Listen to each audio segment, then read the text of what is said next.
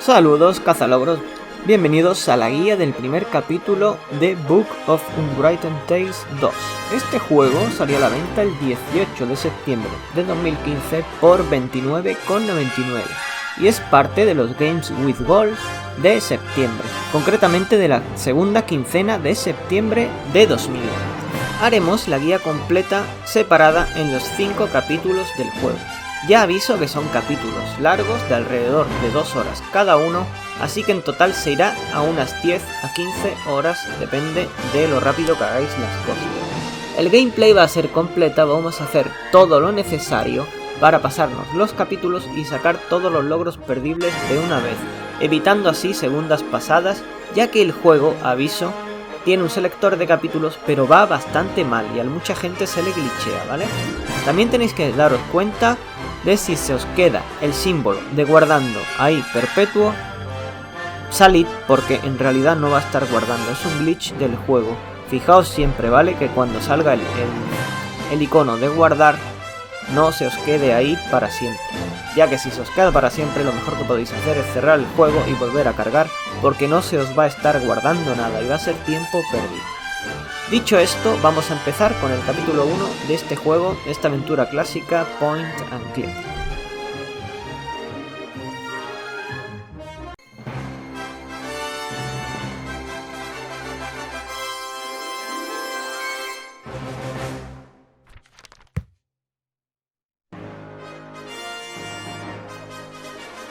War had raged through all Avantasia. The alliance of humans, elves, and dwarves fought against the evil army of the shadows. The war had devastated the country for years upon years, and yet no one gained the advantage. And so it was that in that time of deepest despair, that an old archaeologist uncovered the location of the artifact of divine fate. The artifact could fulfill every wish, and thus decide the war, for one side or the other. Led by Warlock Munkus, son of Archwitch Mortroga, the Shadows hunted for the artifact. And they would have reached it first, were it not for a group of heroes who stood against them. Wilbur, the young gnome who was the first of his clan to become a mage. Ivo, the courageous elven princess from the woodland realm. And the Critter, a hairy creature from the Northlands, companion of the most brilliant of the heroes. Nate Bonnet, who was supposed to spend the rest of his life at the side of an elven princess, who deserved a kingdom and all the riches in the world, who should stop wasting time talking about himself in the third person. Ah!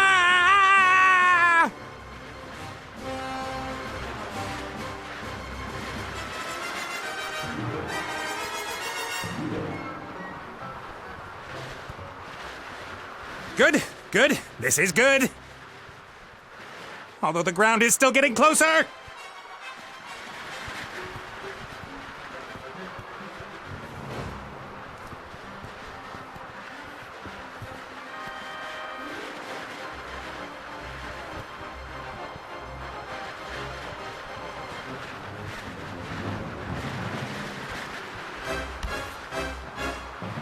Part of the jetty.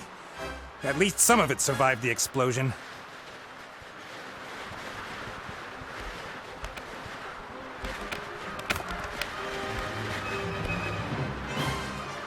If I'm lucky, this will go all the way up to the island. But somehow I really doubt it will.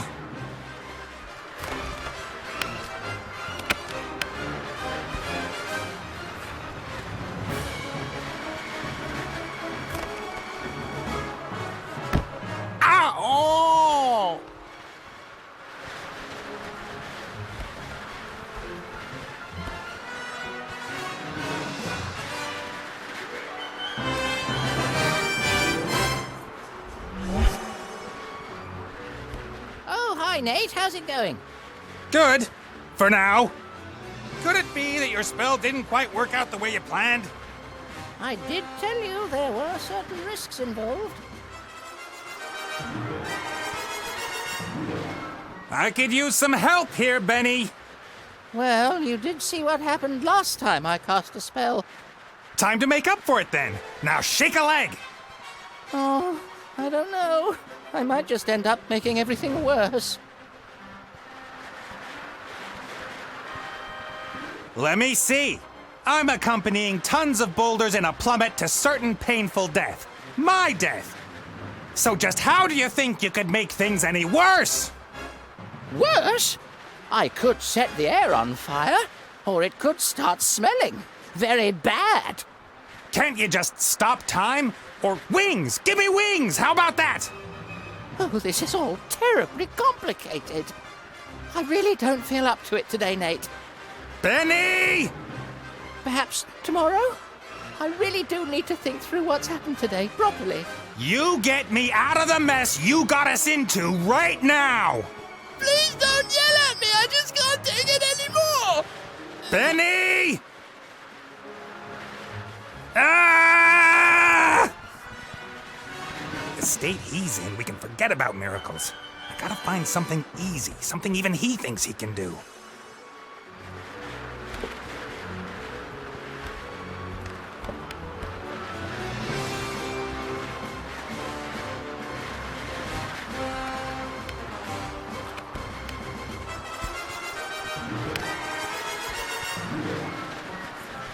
A flying carpet. Is that too much to ask? I'm not talking to you. Why, you... I'm sorry I criticized your work, Benny. And? And that I shook your lamp. And everything else. You meant well. Well, all right then. I forgive you. What can I do for you? Carpet! A flying carpet. Shouldn't be too hard.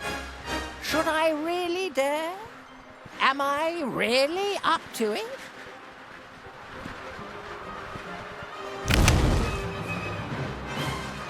Yes!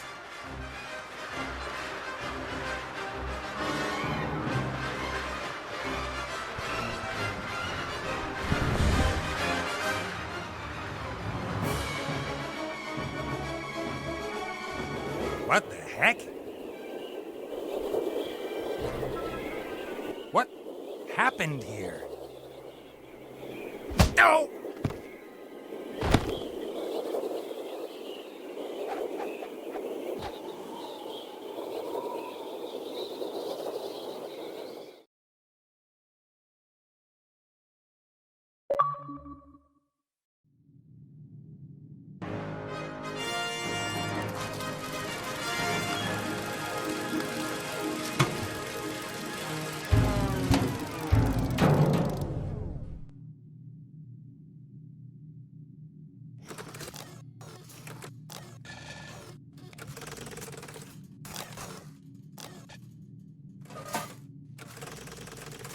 Welcome, adventurer. I am the tutorial, guardian of gameplay, explainer of controls. Use the left stick to move the character. Well done. If you walk up to an object, context-sensitive actions will be displayed. Walk up to that big lever and press A.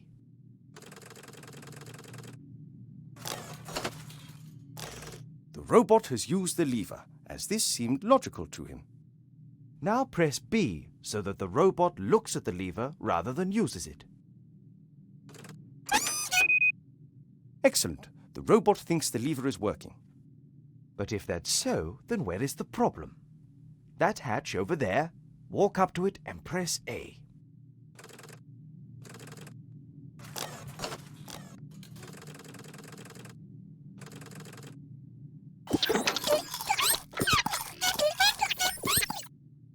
The little chap seems to think there are advanced engine mechanics hidden behind there. Perhaps that's where the problem is. Press A again, next to the hatch.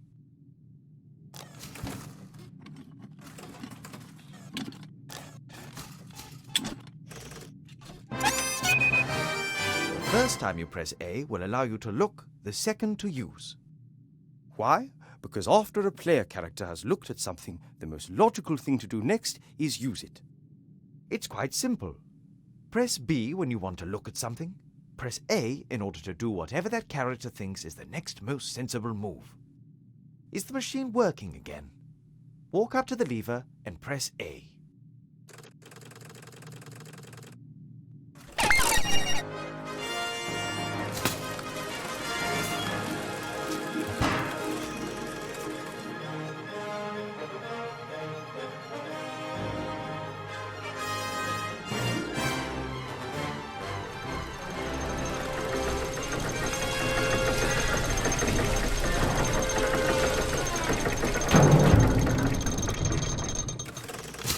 appears to be a new problem. Better take a closer look at the engine.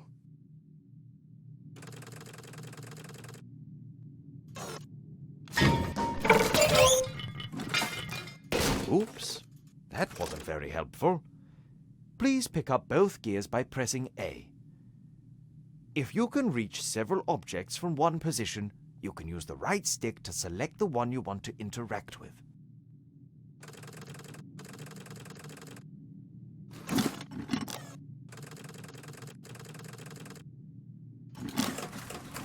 Great work! Items you pick up will go into your inventory. You open and close your inventory by pressing Y. To use an inventory item, select it with A, and then select the object that you want it to be used with. Use one of the gears in your inventory with the engine of the town model.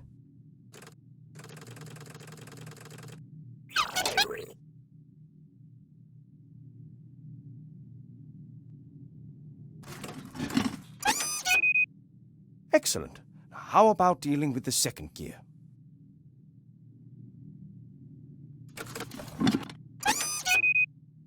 Perfect. You'd better oil the engine before you switch the machine back on again.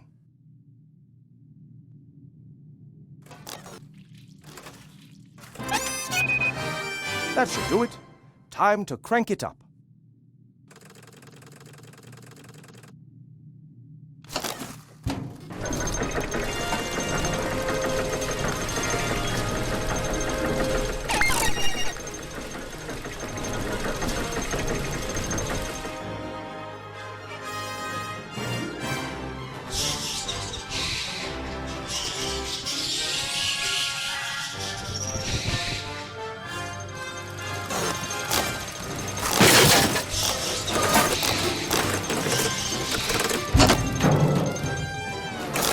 Examine objects in the inventory in more detail. Pick up the damaged figure and the toolbox. Then open the inventory with Y and press B in order to examine the toolbox.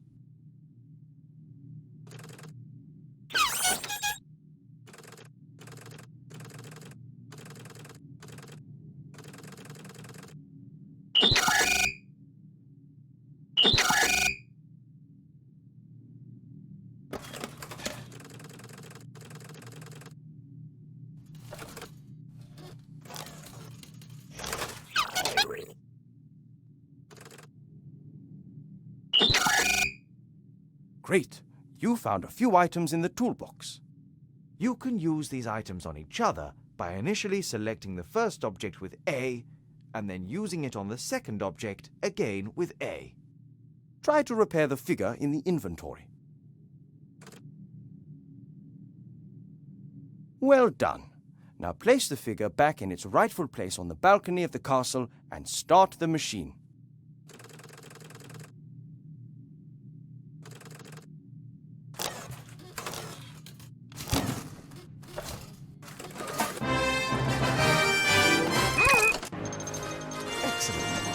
You're now ready. One last tip before I go. If you press X, all interesting objects in the scene will be displayed. Good luck with your adventures in the Book of Unwritten Tales 2.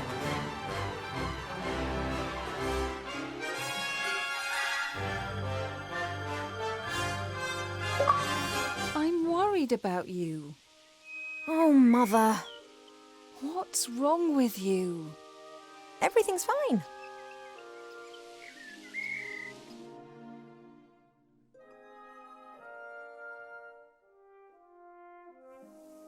No, you don't look well at all. Positively rotund.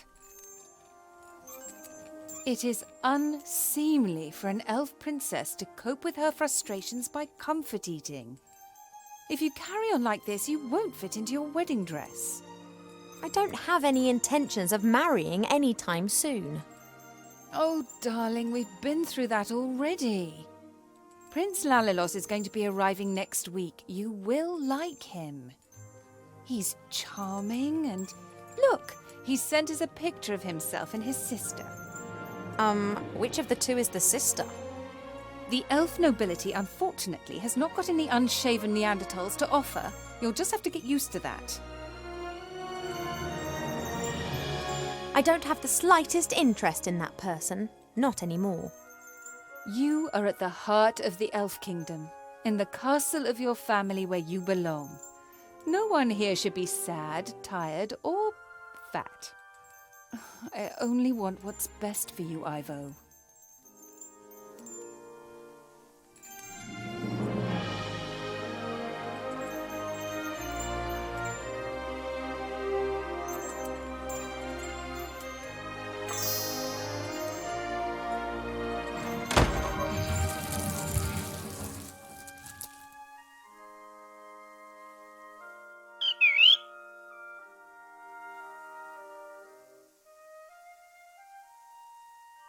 Have you seen this prince? A vain river elf who's only interested in topping up his tan. I'm to spend hundreds of years in the company of someone I don't love? Huh, not me. And how? She will try anything and everything. Nothing's more important to her than getting me married off. Ugh.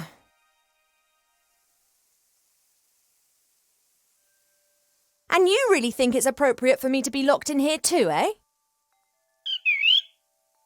Yes, only what's best for me. She always says that. When I was out there with the humans, it was the first time that I had the feeling I could determine my own destiny. Yes, it was dangerous. Doesn't that go with the territory? A life without risk, that is so... Oh, you don't understand. If I could, I would go right now. You want to stop me? Just like last time. I didn't want to tell Mother, but I've not been feeling too well lately, Cheap. I'd say the same thing, but we elves hardly ever get ill. Yeah, you've got a point there. I spent almost a year in the human world and they have some very strange ideas about personal hygiene. Well, I thought perhaps it's a curse. Oh, no, you won't. I'll take care of it myself. Mother would make a state occasion out of it. I don't know either, but I'm sure there's a medical book down in the library. No, rest is not what I need just now. I'll go down to the library and look up what's wrong with me, completely alone, just like a grown-up elf. I'm not going to be stopped, neither by locked doors nor by you.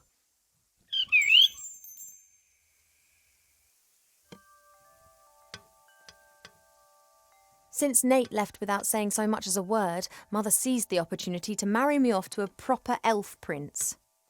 So far, I've managed to frighten off every candidate successfully, but she's starting to lose her patience.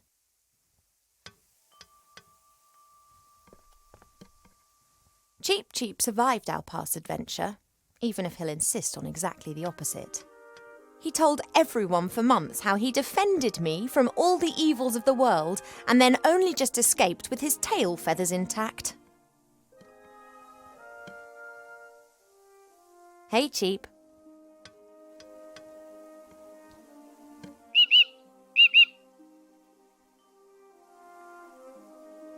Most birds love a mirror because they believe they can see another bird in it. You just love them because you can't get enough of yourself. I would be a bit less unbearable if I wasn't incarcerated in here. See you later. Yes, of course I'll be a good girl and stay in my room.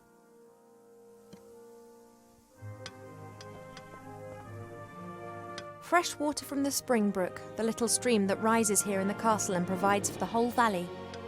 People come from far and wide to drink it.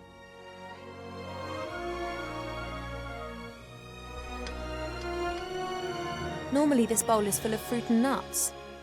Presumably Mother has decided I should be without such things whilst I am, as she says, positively rotund. I've been sleeping badly of late, and sometimes I feel tired all day long. I've never been ill, but something isn't right. I hope I'll find the answer in the library. When Nate and the others lived here, Nate often made intimations that were to do with the bed. I don't know why, but I know Mother wasn't happy about it. She moved him to a guarded guest room at the other end of the castle. And Cheep Cheep was ordered never to leave my side.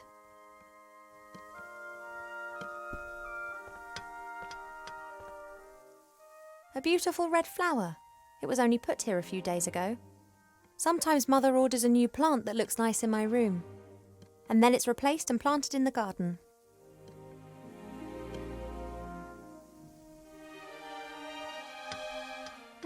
A delicate, sweet scent. It reminds me of a wood over in the west where I learnt to use a bow and arrow.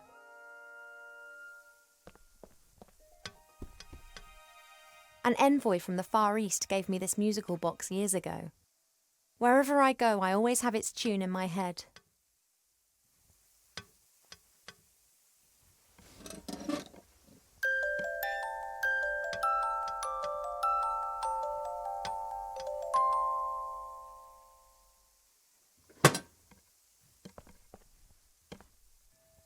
A guard with a spear and shield, and like all elven figures, immaculate.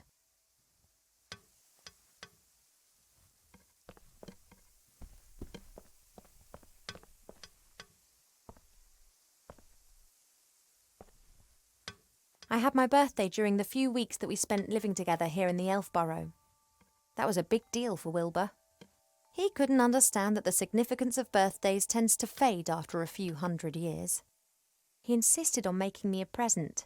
He sat in the corner for days knitting me this hat with his little gnarled fingers. Wilbur didn't know that autumn would last for years to come and that elves don't feel the cold, but it was still the best birthday present I've ever had. Mother looked at the hat with so much revulsion that I didn't take it off for days. Wilbur just beamed with pride.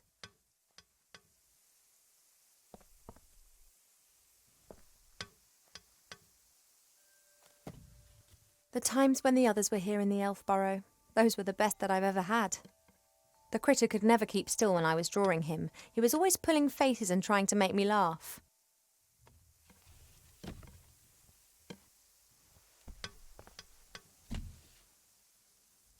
Wilbur was so excited. He loves elves and our stories. He spent hours sitting with my father and listening to him talk about bygone ages. Complete idiot.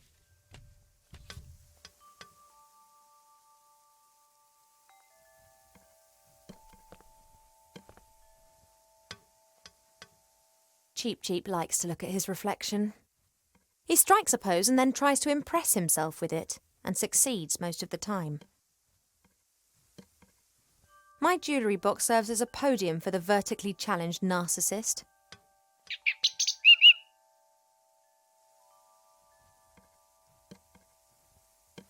If I'm to get out of this room, I'll have to trick him. Mother's orders are sacrosanct to him.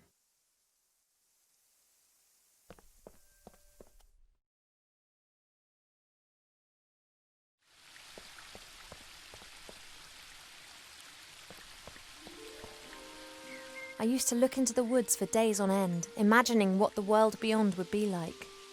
Now I know, and I think I miss it. I've seen much suffering, much evil and unkindness in the world out there, but it was exciting. It was alive. Here in the Elf Burrow, everything is so ordered, so perfect, so dull. One day's just like the next, and they just pass by endlessly. One can almost see the edge of the wood through the telescope, but I just can't leave the Elf Burrow. Mother would never forgive me, and there are so many dangers lurking out there.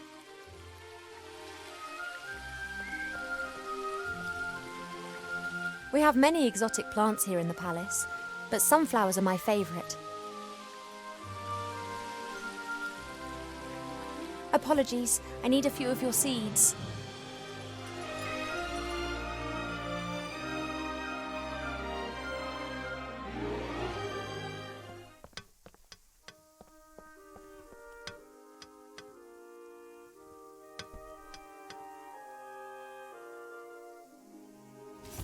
Cheep Cheep, would it be possible for you to stop admiring yourself for 2 seconds and move over to stuffing your beak instead?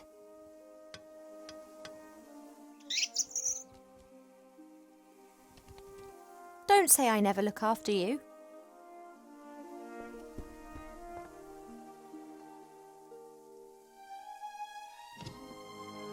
Pearls, precious stones, sparkling earrings and necklaces.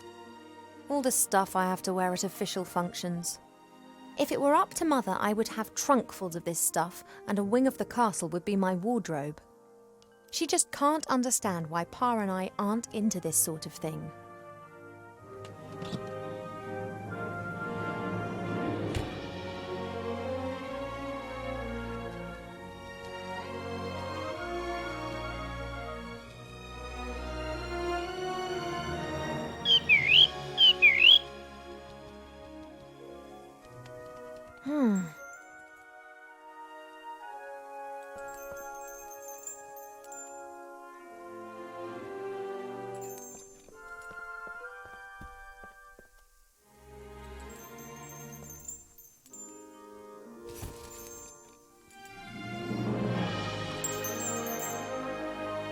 Hey, withdrawal symptoms? I just need the music box a minute. You don't need to turn your head away from your beautiful reflection for 1 second. Come on.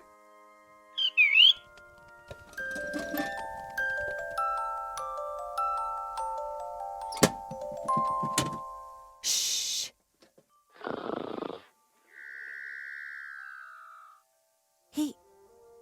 He's gone to sleep. It got dark and he's simply... No matter. I can now enjoy a few moments of peace.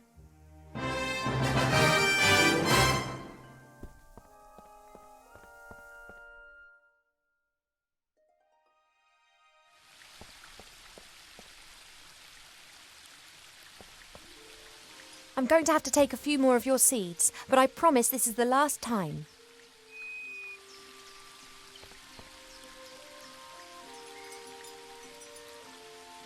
Let's go.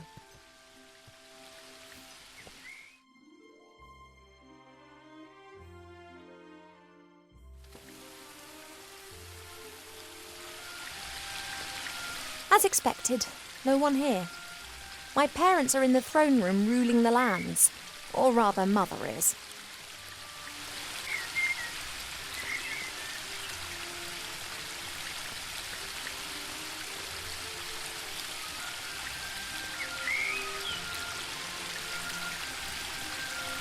That's a weeping willow.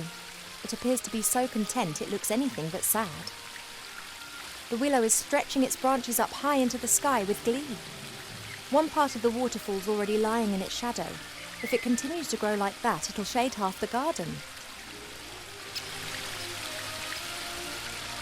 There are elf-made ponds and streams all over the palace ground. Their water's said to have healing powers. No wonder considering where it comes from.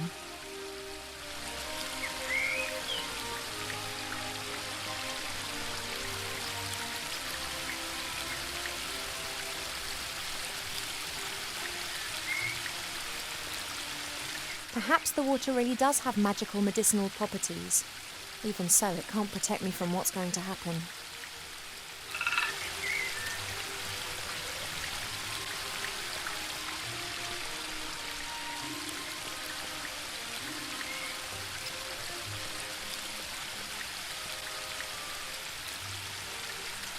There are reeds and water lilies growing in the pond. Naturally, they were planted there. They don't grow in the wild so high up the mountains. I can't think of any use for a water lily, but a reed could come in handy.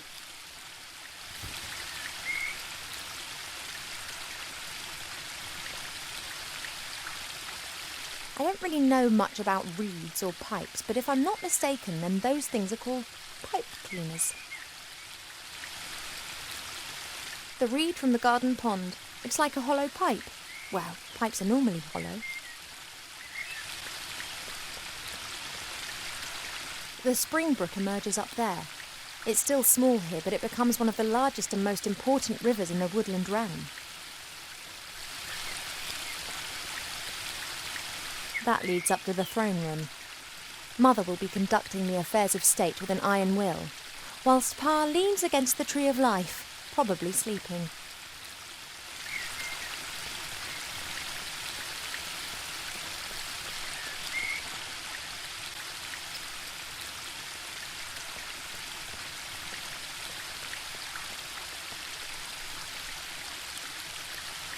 There's only a little water left in the bird bath. Cheep Cheep always says that it evaporates quickly. I, however, think that the constant need to replenish the water is more down to his unbridled joyous splashing and not insignificant body mass.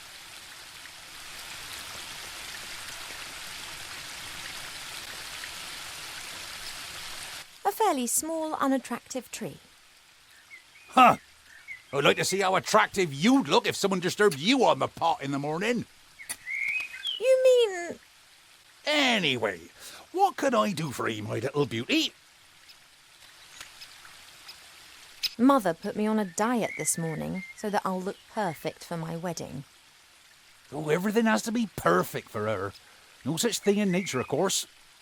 Or rather, everything is perfect if you just let nature run its course.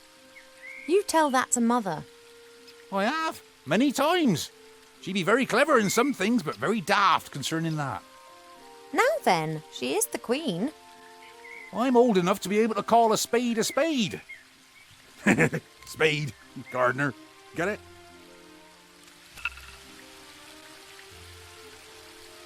You and Father, you get along well, don't you? No one understands more about nature than him, that's for sure. But I don't often ask him for help. Thinking has never got a field dug, if you get my drift. He's just more of a theorist. The mud on your feet, the smell of fresh earth, all that joy and life. And he's missing out on the lot by just sitting around up there and doing nubbit. The garden always looks fantastic, Arbor. Thank you. It's a girt load of work. People always think elf gardens are fabulous by their very nature. But you need a mighty good gardener. You have got green fingers. That's just moss, my dear. Happens if you spend all day grubbing around in the earth and don't wash your hands properly in the evenings. You tree shepherds do a great job. Tree shepherds? The trees just stand there. What do they need a shepherd? However, I quite fancy one of those shepherd dogs. Hey, Rex, do you want to be my shepherd dog? Nah, my darling, I'm a gardener. Nothing more, nothing less. What are you up to today, then? Got much on? Oh, the usual. You know, it never rains in the elf burrow, but the flowers need their water, so I water them every day. Ah, the curse of good weather. The weather isn't the only thing which isn't right. I've been here 30 years, and for 30 years we've had autumn. Time passes differently in the elf burrow. Slower. Well, that's why everyone grows to be ancient here, obviously. But if we had a bit of normal weather and the usual seasons, there'd be a lot more variety here. I have to get on. Yep, got a bit to do myself. I just don't know what's wrong with that plant over there.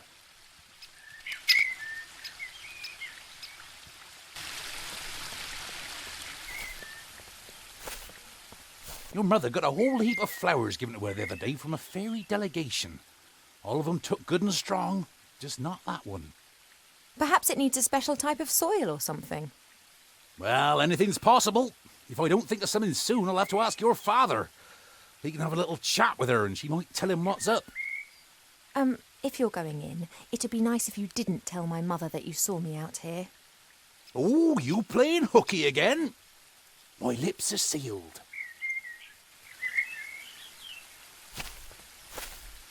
I don't know the names of all the plants in the garden. Grandmother knows them all, which is probably down to the fact that it was her that gave many of the plants their names a few thousand years ago. Shite beerwood, sweat tea, dodder flower, fat hen, bistort, stink root. We no longer invite her to family gatherings. This is Mother's mirror. It's said that you can see into the furthest corners of the land and know what's happening in every part of the world. At the moment, it's no more than a shallow bowl. The water's missing.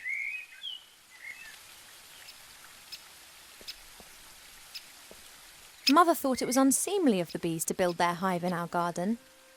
I don't think she could get used to the thought that she would no longer be the only queen here.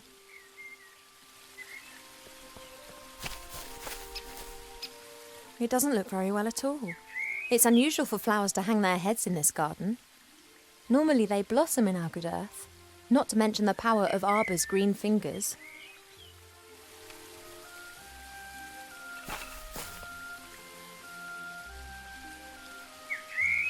Hi, Arba. Oh, Ivo! Have you found out what's wrong with the plant yet? Nope, I haven't. Everything looks proper. Earth is moist and nutrient-rich. The sun is shining. Difficult case. I'd quite like to smoke my morning pipe now, but first work, then play. See you later, Arba. See ya!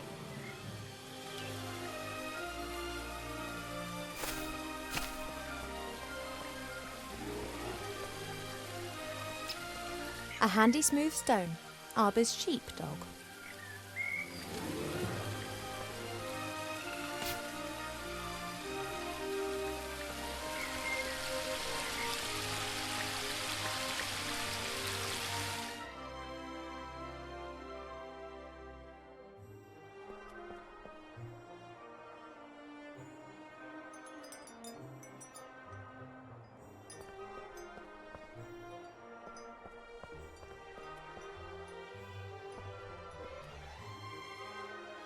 What have we got here, then? Aha! Ah! Almanac of Elf Medicine. That's what I've been looking for. Ow! Be careful, if you please. A speaking book? An ill elf? I haven't been feeling too well recently. I'm sleeping badly and have no appetite.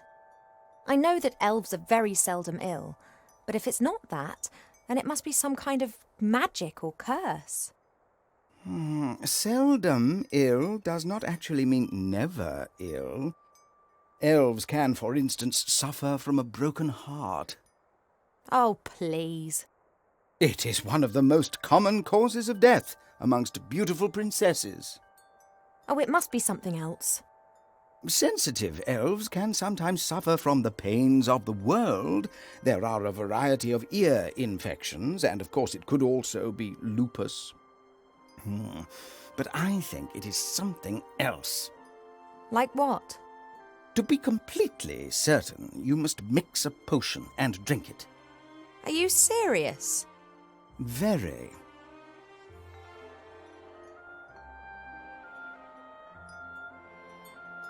Are you actually qualified to make a diagnosis? And why can you talk?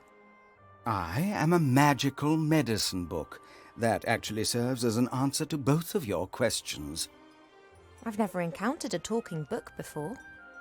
Of course not. I am the only talking book here. That's the problem. In the magical library in Seastone, all books can talk. Things really get cooking there, believe me.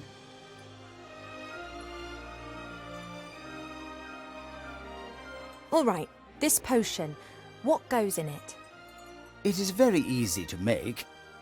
You need to pound together the green fruit of a metis bush, a spoonful of honey and a red herring, and then mix with water into a viscous potion. Oh, that sounds revolting. It's medicine. It isn't supposed to taste nice. And if I drink it, I'll be well again? We will then at least know what is wrong with you.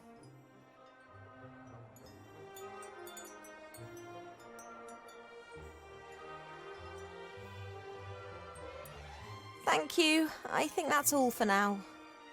Normally, it's me that ends patient consultations. You are only a princess, but I am a doctor.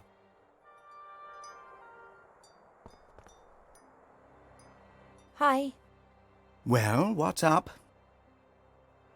Ill elf. So I look ill. What's wrong with me? Take it easy, young one thing at a time. Young one. I'm older than you. And you look it, too. I do? No, of course not, and I can also see no illness. But the mere fact that I've been fished out from the back of the shelf for the first time in centuries tells me that something is wrong. You were probably given to us by someone from Seastone, right? Right, I was a complete idiot and actually volunteered. As I am a book about elf medicine, I didn't get much to do in Seastone. I thought to myself, hey, this is your chance to get some practical experience. Wrong. Yeah, we elves don't get ill much. And more than that, you don't actually have much time for books. This is the centre of the elven kingdom, and just look at how paltry this library is. We don't have much use for books. We sing songs about times past, and many of us were there at the time. Then that's probably also the reason why so many elves stand around in white. What do you mean? Allow me to elucidate. Over the years, the songs you elves sing will be changed and adapted, a little here, a little there. This editorial process is nothing more than refined elvish propaganda, presenting them as intelligent and morally impeccable. And who can prove otherwise? There are no other witnesses and there are no books.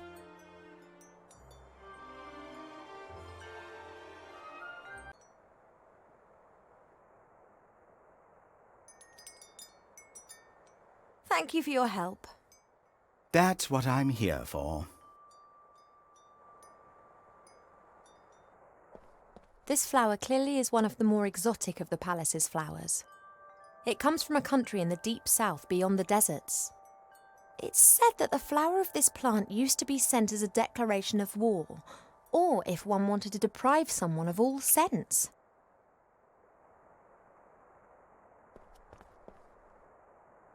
Why do so many people hate this flower? Perhaps it has an abhorrent smell.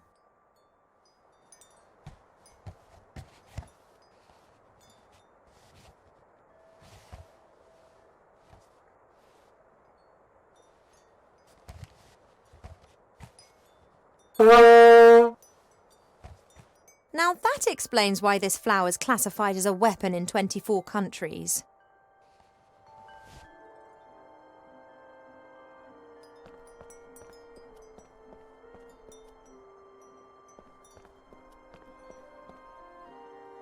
Several books about animals, an atlas, a book about humans. Actually, more of a brochure. And what's this? Fishing for the moderately talented.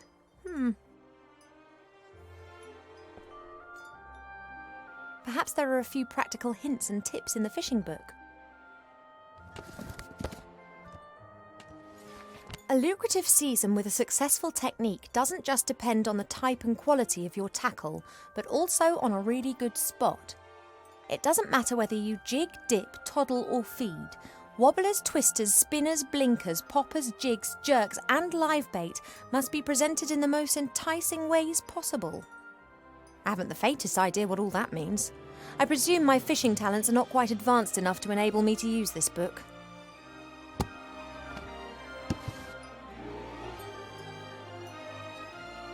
Goldsmithing, masonry and a book about carpentry. Like all books in this library, it's a guest present. The logic behind this must be, those elves, they have so many beautiful statues and items of wood. They'll be really interested in this. Why don't we present them with a book about it? What they don't realise, though, is that if we're interested in a subject, then we'll already know pretty much all there is to know about the matter, and the book's of no use to us whatsoever.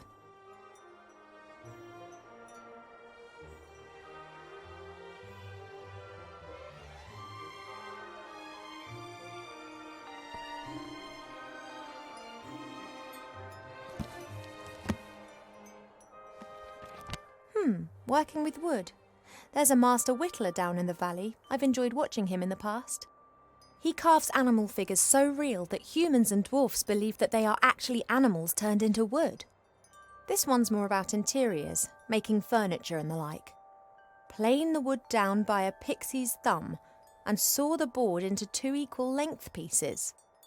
Who knows what that might be good for?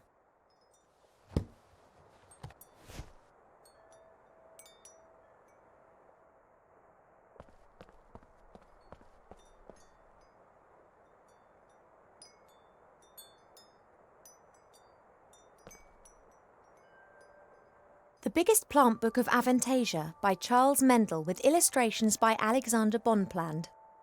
A standard reference book that Arber always used to consult every now and then. However, he insists that he now knows it off by heart. Perhaps I can help Arbor solve the problem with that flower. Let's take a look.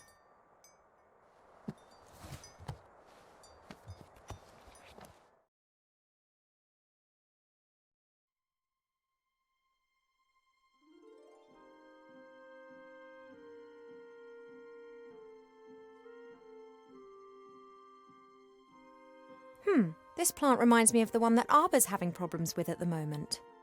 Love lily. The love lily enters into an enduring relationship with another plant very early in its life, which frequently lasts its lifetime.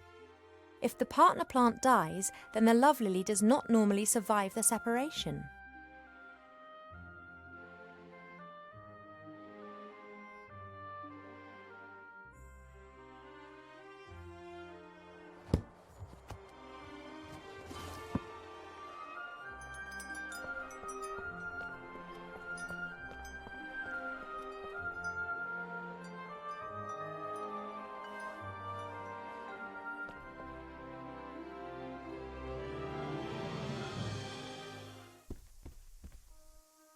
The door can be opened easily from the outside.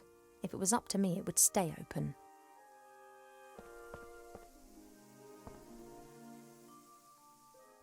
This flower was given to us by the fairies, just like the love lily down in the garden.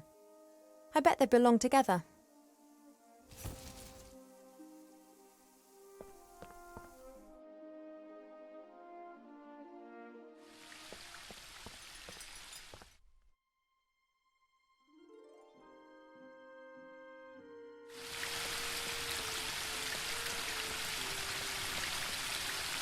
Arbor's pot, literally. I really shouldn't... it's only earth. I should tell Mother how her daughter... well, she'd be delighted.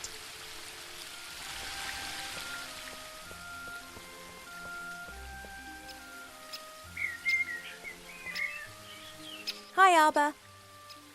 Oh, Ivo!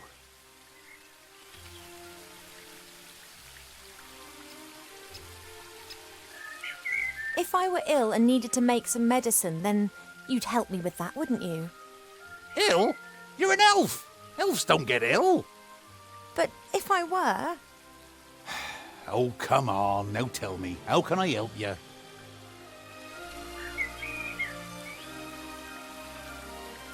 Do we have a lettuce bush in the garden here? That bush over yonder. But that fruit's red. And what colour do you expect, then? Green. Are they only green when they're not ripe? Nah, they're blue then. They're green when the bush senses danger. Pardon? The lettuce bush has exceptionally delicious sweet fruit. But if it thinks it's in danger, then they go green and very sour. Call it a defense mechanism. Ah, and the bush only has red fruit because it has nothing to be afraid of here. That's right. Do you know how I could get my hands on some honey?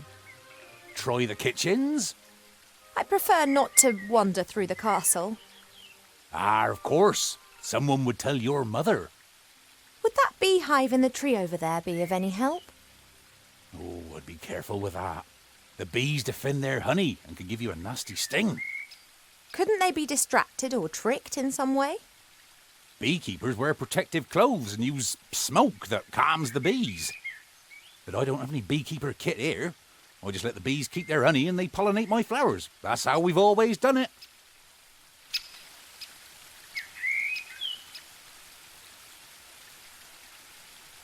I often see you fishing. Could you lend me your rod? Of course, if you bring it back in one piece.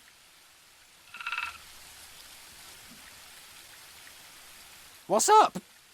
I was convinced that I would have to make my own fishing rod or that you'd ask me to collect a variety of mystical items in exchange for it. Why? It's only a rod. Thanks. Not everything needs to be complicated, you know. There's something else.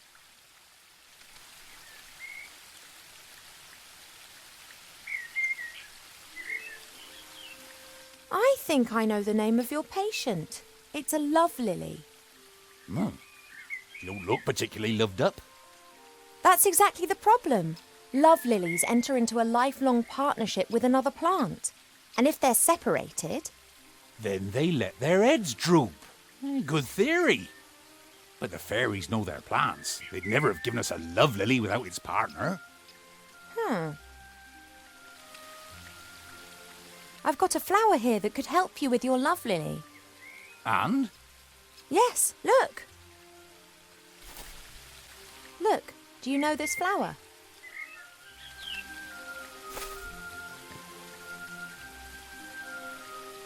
Ha ha ha!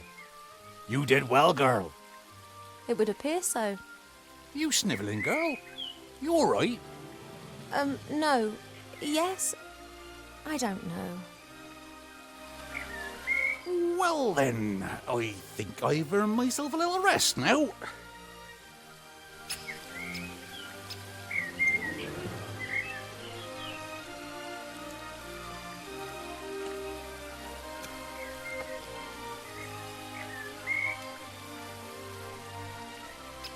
That's Arbor's little spade. He always leaves his stuff all over the garden, which of course drives Mother mad.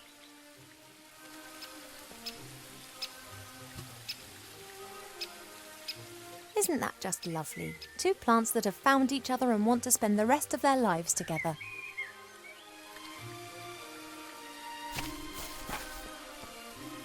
This is a lettuce bush, just what I need. Only its fruit is red, not green.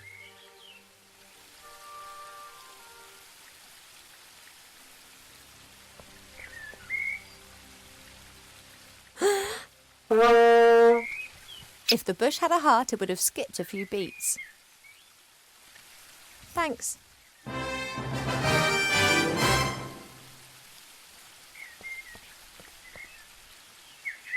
The pipe smoke seems to have calmed them down a bit.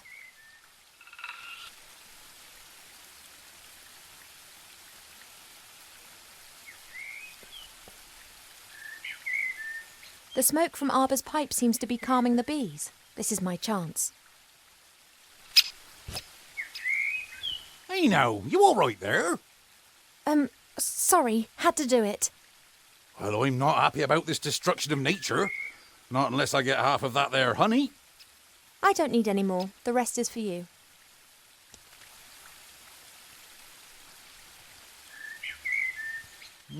Oh, that'd be good stuff. But that's enough. The bees need a bit too.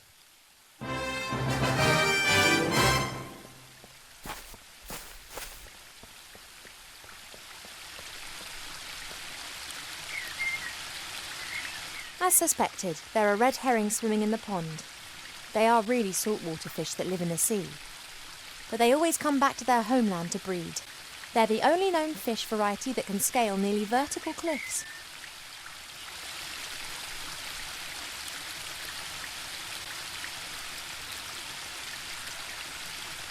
The worms provide a great lure and should increase my fishing success rate, whatever that is. I always hang one onto the hook before I cast the line out.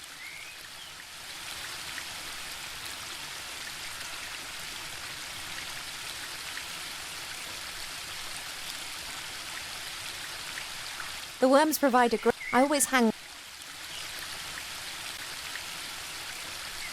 a good solid fishing rod. Nothing special.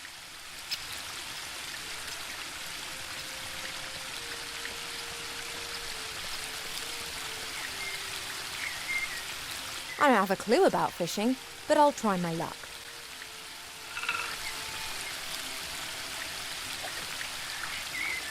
Just as I expected, nothing. On the other hand, somehow I have the feeling that I now know what I'm doing.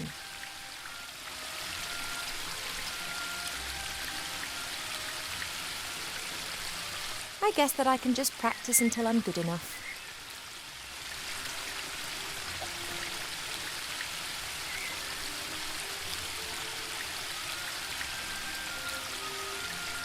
Or I could try to speed things up by learning more about fishing elsewhere.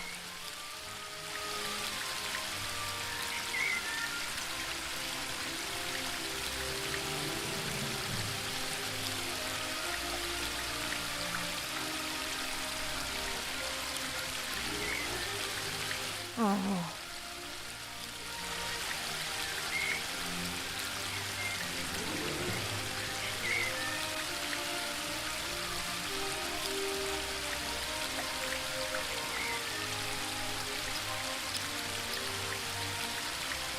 Oh.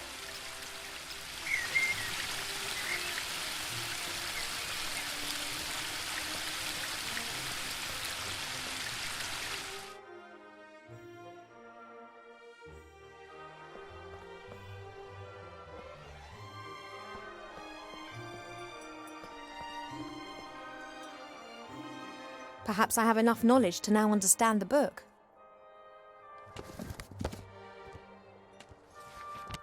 Right. Aha, oh, twice in a row, then, that was educational.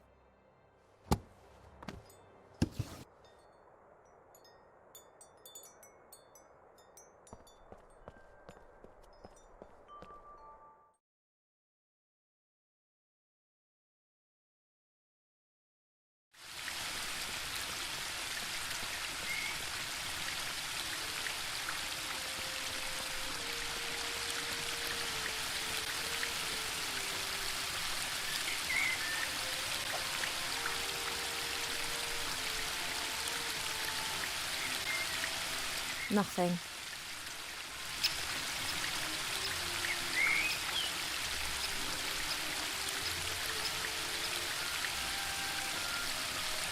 The worms provide a great lure and should increase my fishing success rate, whatever that is. I always hang one onto the hook before I cast the line out.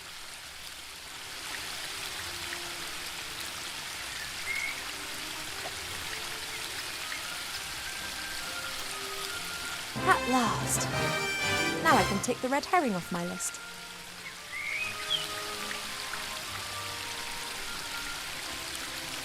There appears to be an amazing collection of stuff accumulated in the little pond. I wonder if there's anything there that could prove useful. Oh.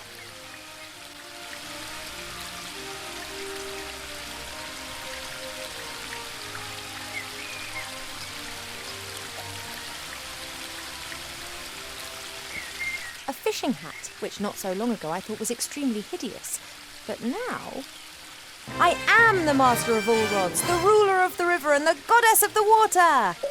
And what's more, I'm looking good. That's me and fishing done.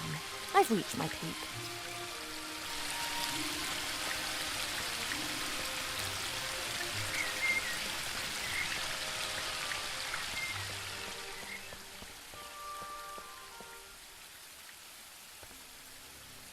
Hi, Arbor. What you got there? Be that the hat of a master fisher? Yep, pulled it out of the pond. But I've been trying for years to hook one of those. Well, talent will out. That ain't be talent. That be pure luck. Mappin'. Sooner or later, old Arbor will get some luck too.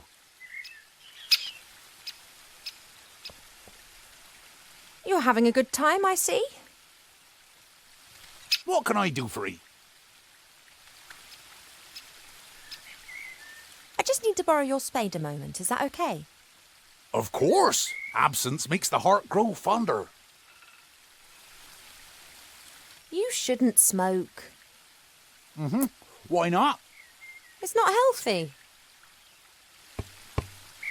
No lungs, no problems. Don't you think it's a bit weird and warped to smoke yourself?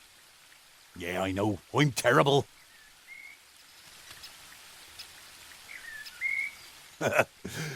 Don't tell no one, no. I have to get on. Don't work too hard. That I won't.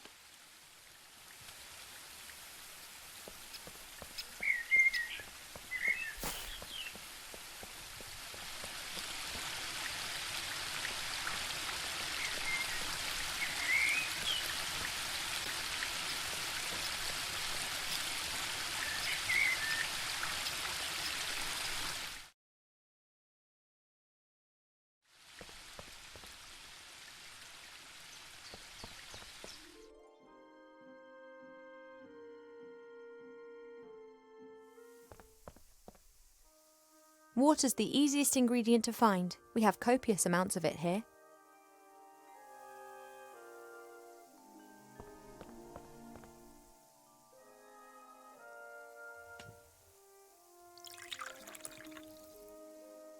That should do it. The medicine book reckoned that it should be a viscous potion. Oh, that fruit smells really sour. Thanks for the sacrifice, little fish.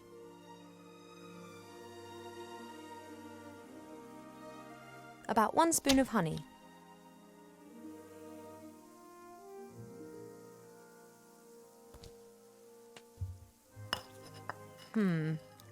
I'm pretty sure that there's never been anything so utterly revolting concocted in the elf burrow ever.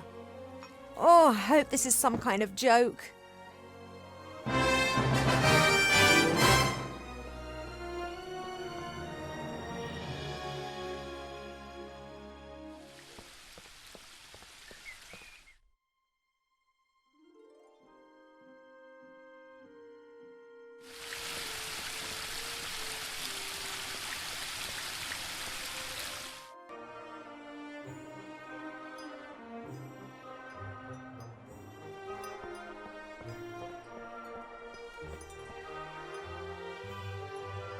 Hi.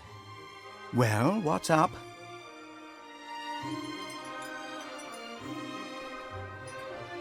The potion's ready, but you don't seriously expect me to drink it, do you?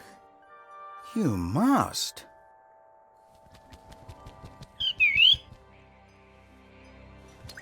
Cheap, I'm so... Yes, I know, but...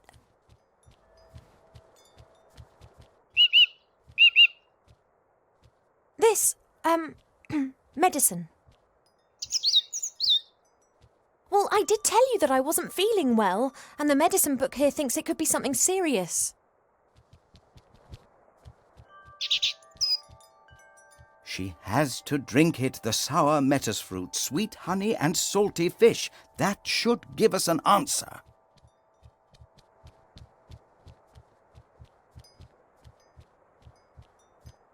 Oh, it looks revolting. It is medicine. It's not supposed to taste nice. That's right, down to the last drop. Not as bad as I was expecting. In actual fact, it's quite tasty. I could definitely drink another glass of that. Congratulations, Ivo. You are pregnant.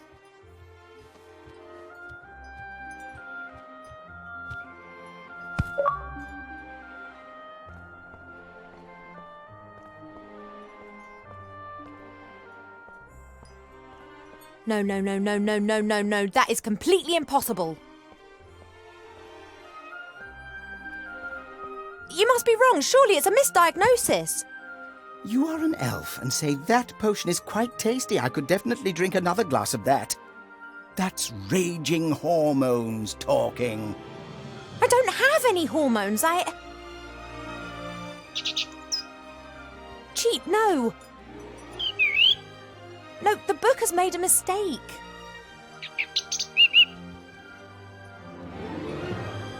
I cannot be pregnant. I've never stood in the divine water with Nate on Midsummer's Night singing the Song of Life. Why? How do humans do it? They do what? Elves and humans can have children together, but it's not possible without sex. You see? We never had sex. At least not to my knowledge. But the diagnosis is crystal clear.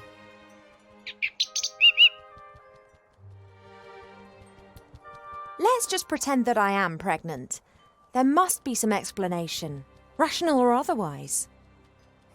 If we discount the possibility that the child was conceived by natural means, which would certainly appear to be the case here, then that leaves us with just the unconventional conception methods.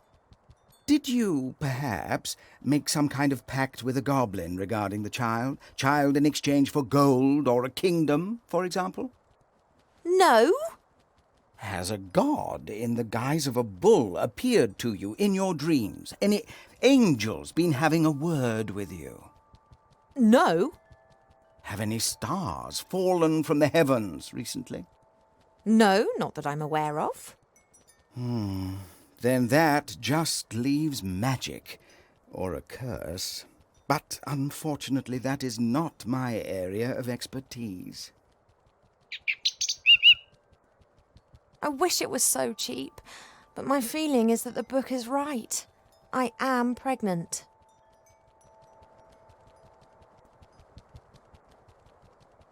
One thing's certain. Mother must never find out about this. I don't know either. Do you think that my tummy will start to show? Oh. I'm not sure how, and I'm not sure why, but it would appear that I'm pregnant. And as all other possibilities have been eliminated, then it must be a curse that's responsible. That is fantastic! No, of course I didn't mean it like that, but just think. Me, cursed. That sounds like an adventure. Totally obvious what we need to do now. We ask Archmage Alistair. He's the wisest magician in the realm of man, and he's a friend. He'll be able to tell us what it means. Oh, no, you don't. You remember who was meant to be looking after me so that nothing happens to me, don't you?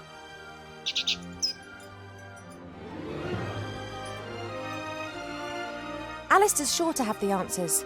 We'll have to track him down in the Mage Tower in Seastone. Only, how are we going to get there? Seastone is days away from here. Oh yeah, saying fly is all well and good. Are you going to teach me quickly then? No, we need a fast mode of transport. And then there's the small matter of the Border Watch.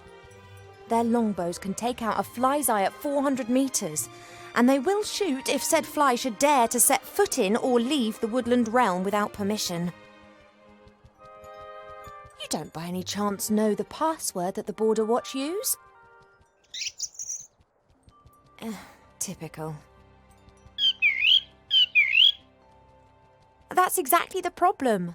Mother chooses a new password every single day, and there's no way I'll get it out of her. Oh, why don't you know the password? You normally know everything. Hey, know-it-all. Mother's mirror. It knows more than you. It must know the password. If we work as a team, we should be able to cast a little light on the matter cheap. After all, if it is a curse, then I'm the victim, not the perpetrator. Well, yes, I know that. She'll blame us whatever happens. But it's best for us to have some answers rather than just presenting her the facts, don't you think? Transport and the password. Let's go.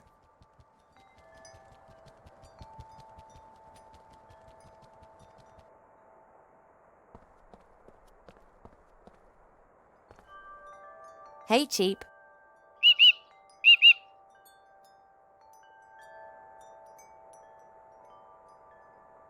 Think, Cheap. How can we both get to Seastone without me having to grow wings? You've got an idea?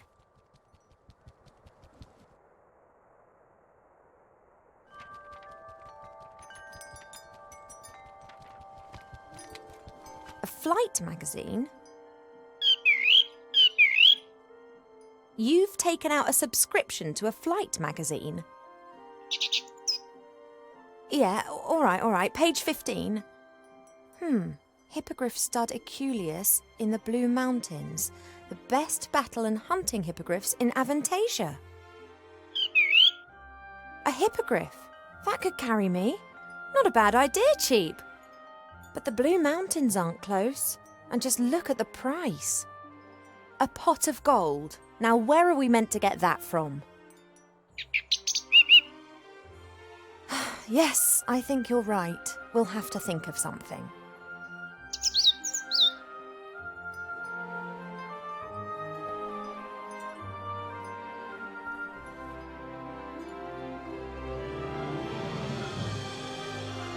I'll be back soon, Cheap.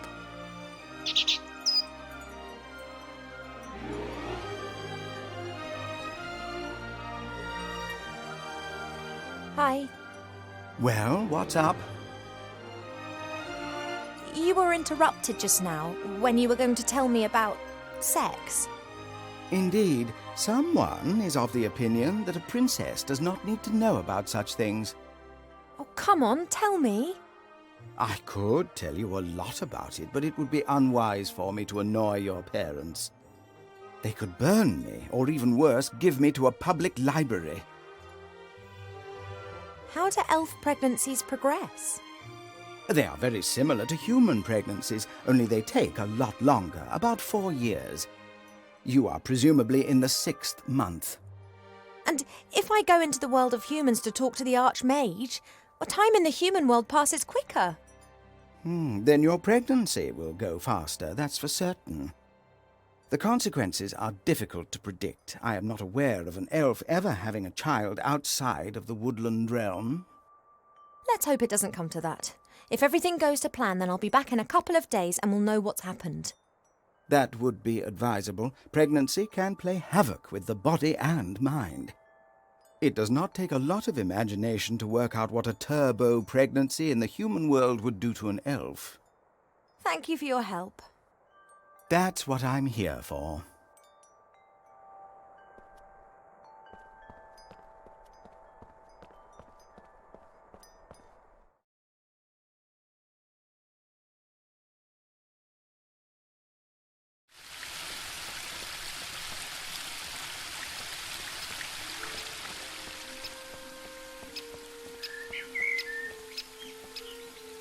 You're having a good time, I see.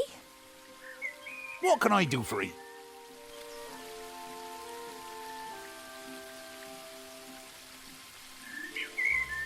Do you know how to cast a spell over a magic mirror? Do I look like a magician or priest? Perhaps you saw Mother doing it sometime. Many times. She tips water from 3 different vessels into the bowl and then mumbles a bit to herself. Some kind of elf priestess magic nonsense. I don't know nothing about that. Me neither. Look, I found this book in the library.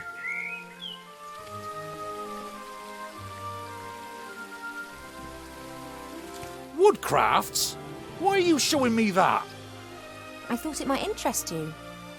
I don't like horror stories. Horror stories? Wood that has been clamped into a revolving monstrosity to be whittled down layer by layer to the core? What do you call that then? Sorry, never looked at it like that. Branches sawed off, boards nailed together, wood treated with chemicals. Sick stuff. I have to get on. Don't work too hard. That I won't.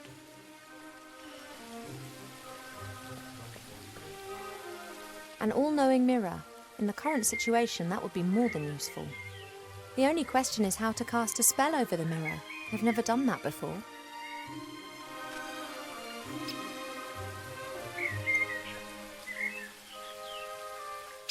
There are 3 symbols on the bottom of the bowl.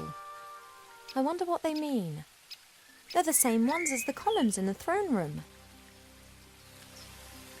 Each symbol depicts a droplet. Sometimes there's a line underneath it, sometimes above, and here is a circle going through the droplet. Haven't got a clue what they mean. I have seen these symbols once before, up in the throne room if I'm not mistaken.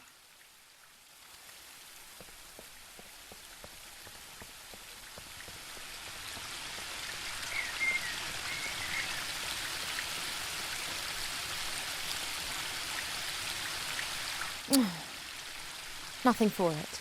Have to talk to Pa. I'd better take the hat off. No need to complicate matters further.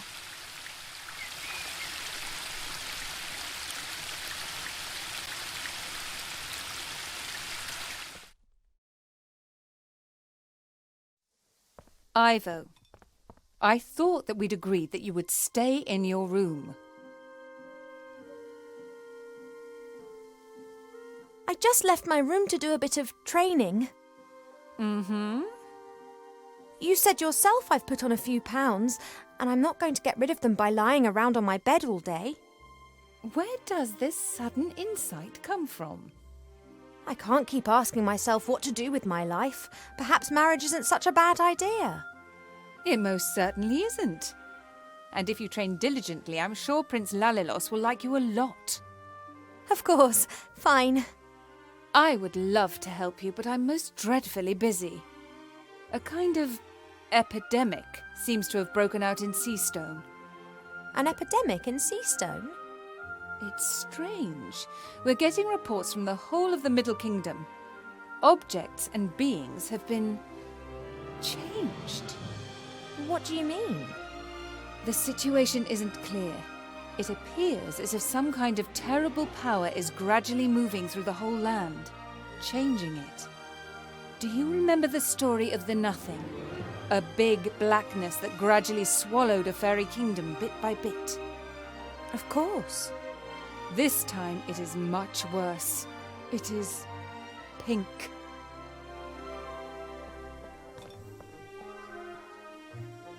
An epidemic in Seastone. Is it wise for me and it to go there? On the other hand, Wilbur and the Archmajor in Seastone. Perhaps I can help them to fight the epidemic in exchange for them helping me with my problem.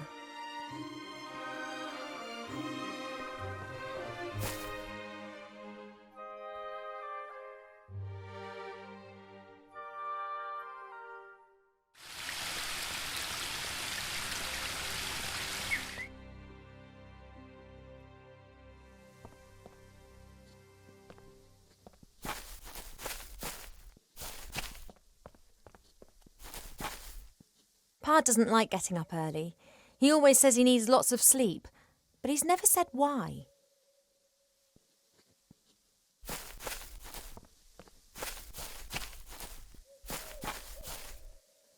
Hey, Pa, the day started ages ago. What? Oh, Ivo, how's my favourite daughter?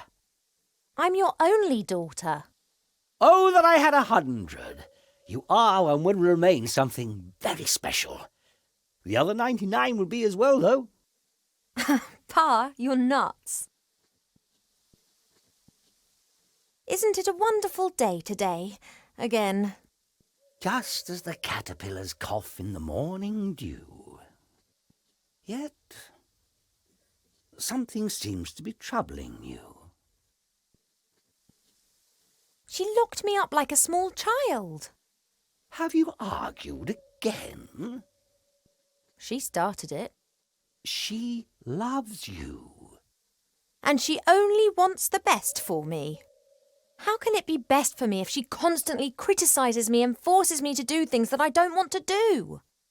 She believes that this will help prepare you for the life that awaits you. I'd just like to decide for myself. I know. Your mother just doesn't understand that, because she never had that choice.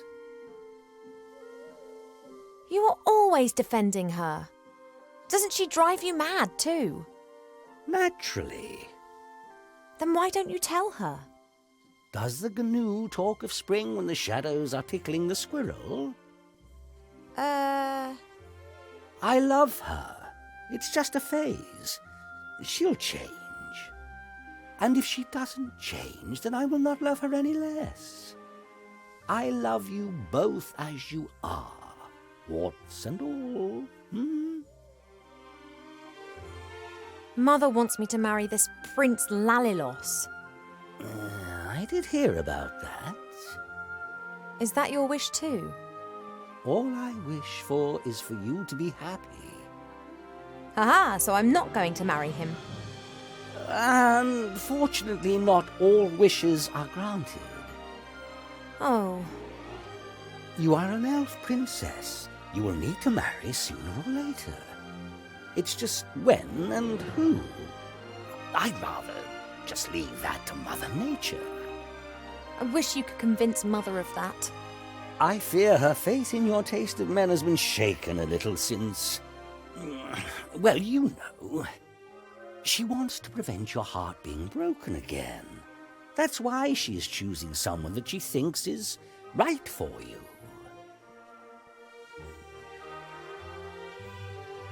Pa, would you have used the artifact of divine fate? Or would you have hidden it like we did? I think that too much power can corrupt any one of us. But you have great powers, and you've never used them for evil.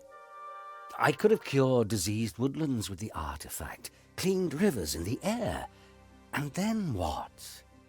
Then I might have chased away the lumberjacks and destroyed the factories of the dwarves.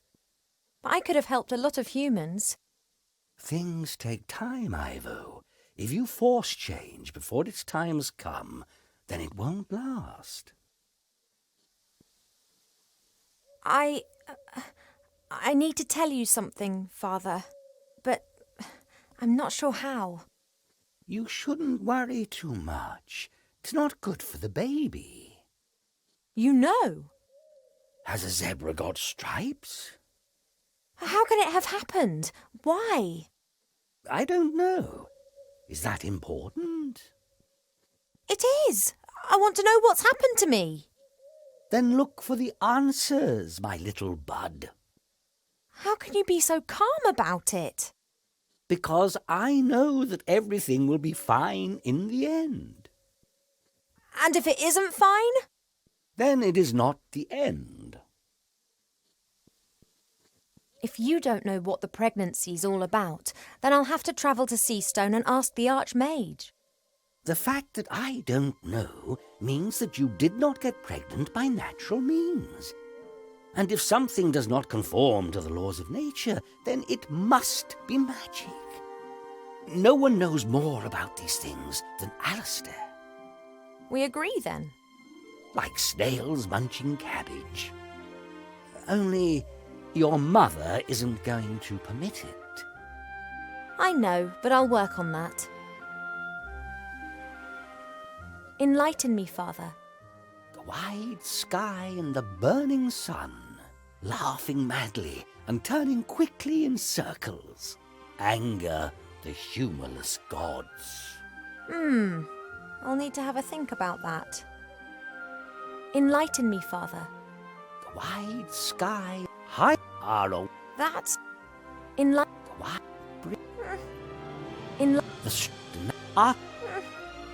the oh, deep arrow. Enlighten me, Father. The more high arrow. Enlighten... Go deep they. That...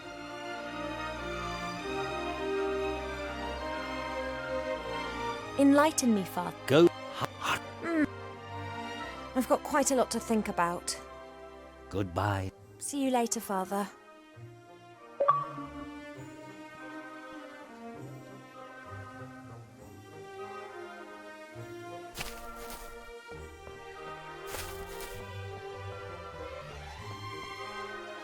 This symbol's on the bottom of the mirror bowl in the garden. No idea what it means. That's Mother's area of expertise.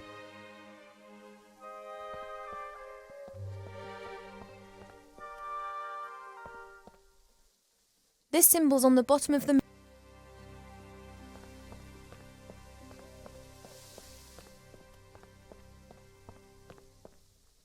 This symbol...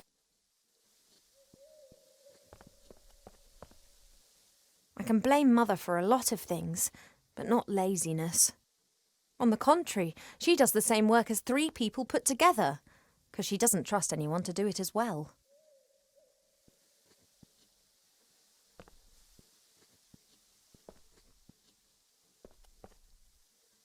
Mother? Yes, Ivadora. Those symbols on the columns, what do they mean?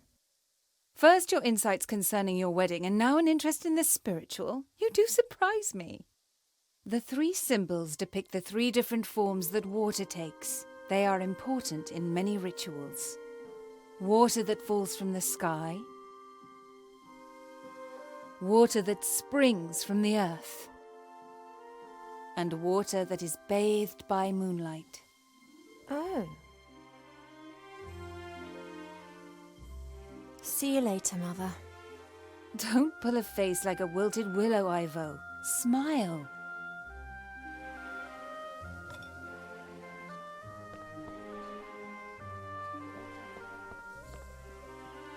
Only priestesses are allowed to get water from the well.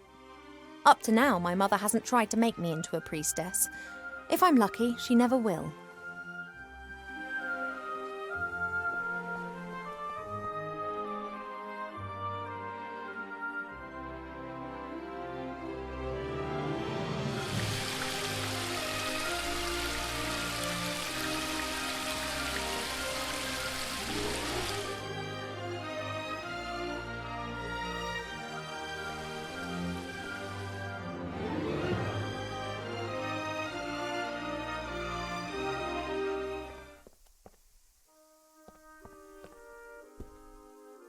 That's just what I need.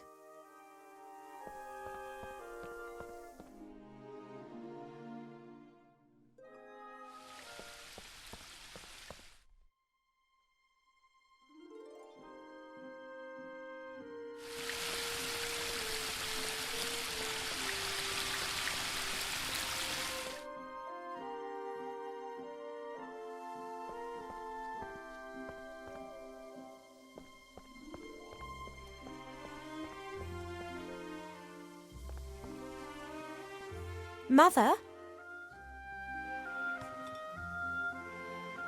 Yes, Ivadora.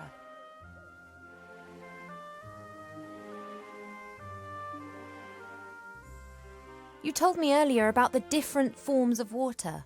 What does it actually mean? Not all water is the same. It changes. If it bubbles out of a spring, then it is spring water. Then it turns into stream water, perhaps into river water, and then sometimes later into sea water. The voice of water changes, its soul. And if different forms of water are mixed together? Then you can create water with powerful magical properties. But it's not as easy as you might imagine. Water is constantly changing its form. Rain is water from the sky, but as soon as it lands in a puddle, then it becomes common puddle water.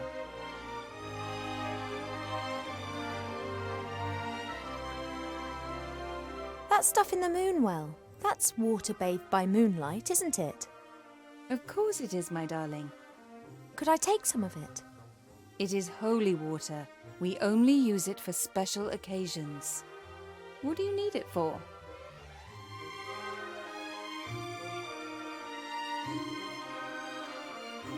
I need it for a potion. It's one of the most important ingredients. Really? What sort of potion?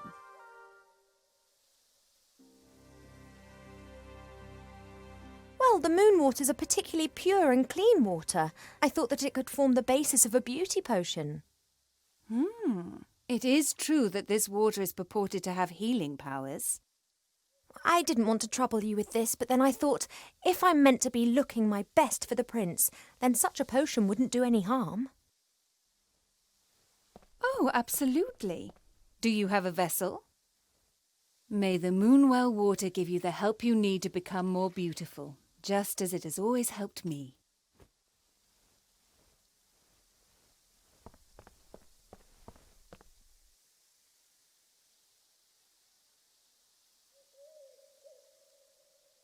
See you later, Mother. Don't pull a face like a wilted willow, Ivo. Smile.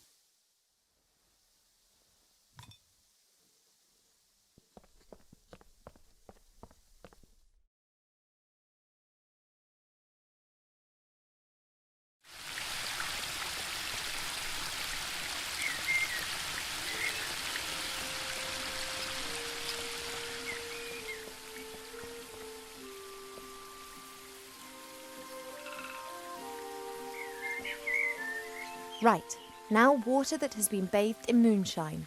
That must mean the water that's come from the moon well. It works. One of the symbols is glowing.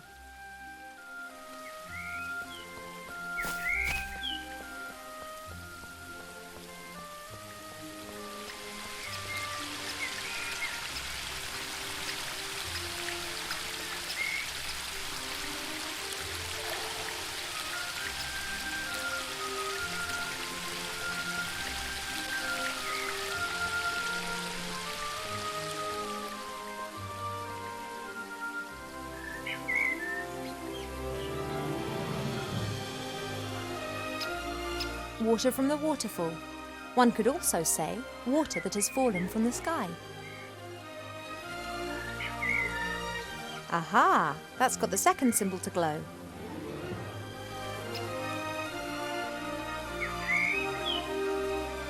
You're having a good time, I see.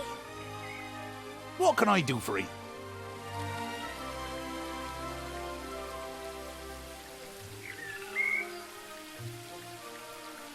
Arbor, I'm going to have to leave the elf burrow for a few days. Your mother giving you permission? Not as such. Oh, she not gonna like that. But one has to do what one has to do. I wish you a good journey. Oh, thank you, Arbor. And don't tell anyone I told you. Oh, he wouldn't dream of it. Just don't you go staying away too long now. You know time out there runs much quicker than here in the woodland realm. Of course. In the outside world, we elves age like humans. That's why most elves avoid it like the plague. Quite right. I need a special sort of water, Arbor. Can you help me? A special sort of water? Now who's been dreaming that stuff up then? Arbor, please help. I need water that spills out of the ground. There, a waterfall. As much water as you want. Oh, it's not that simple. That water's changed. I need water directly out of the earth. You elves always like to make things complicated, don't you? You got a container?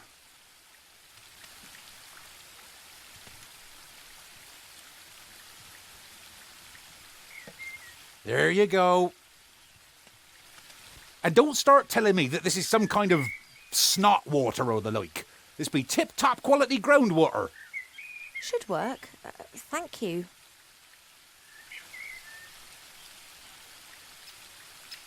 I have to get on. Don't work too hard. That I won't.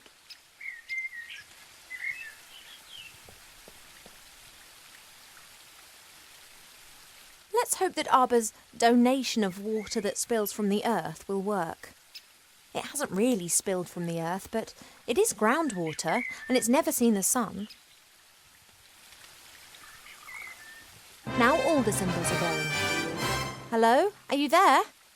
I'm always there.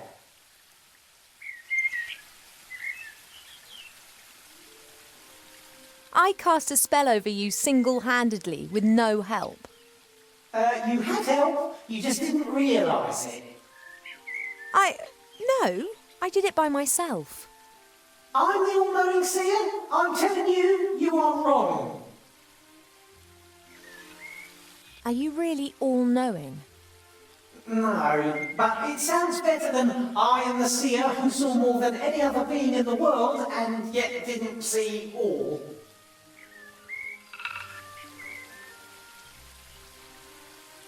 Why am I pregnant? You are pregnant? Should you not know that? You being the nearly all-knowing oracle. I didn't see that. When did you get pregnant? I'm asking you. Stupid romance. A woodland glade, a bed in the cornfield, not a mirror in sight. Couldn't you and Nate have done that somewhere else? Done what? Oh, yes. Nothing at all, Princess. There's talk of an epidemic in Seastone which is spreading. Do you know anything about it? It is not an epidemic. Well, what is it then? It's something that you get involved with. Can you see into the future? Stories repeat themselves. Other places, other participants, but the course remains the same. Good fights evil. I need today's password for the Woodland Realm Border Watch. Do you know it? Of course. Your mother told the commander of the guards when she was standing next to the mirror surface of the moon well.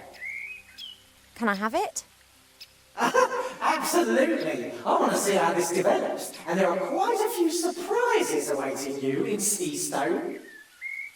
Which, of course, you're not going to tell me about. They wouldn't be surprises if I told you about them. By any chance, is the password melon? How do you know that? Stories repeat themselves. Do you not know that? Thanks for that unsettling conversation. I have to go. Yes, you must. But we will see each other again soon. You mean to say you will see me and follow my every move? Yes, but I didn't mean that. You will seek me out before this story ends. Really? Yes, you will want to help a friend in need and won't know how to. That's when you will seek and find me. Where will I find you? In a flying town, in a house with no corners. Till then, Princess Ivo of the Woodland Realm.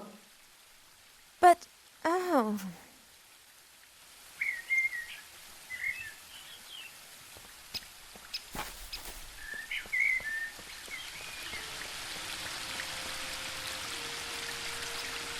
I think I fished enough today. There are other things to do. That's a weeping willow. It appears to be so content it looks anything but sad. A book about woodcrafts, sanding, cutting, hammering, all that sort of stuff.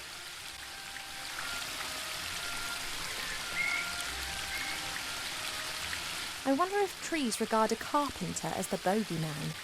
It's not nice, but I'll have to find out. One can easily fell a tree with the help of an axe and wedges.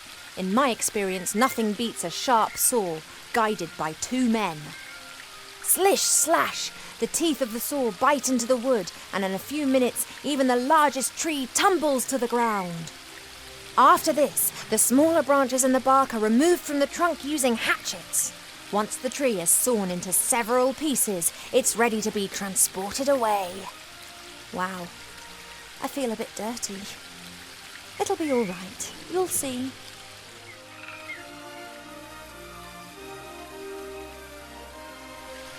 The only thing I can say in my defence is that is what a weeping willow is meant to look like.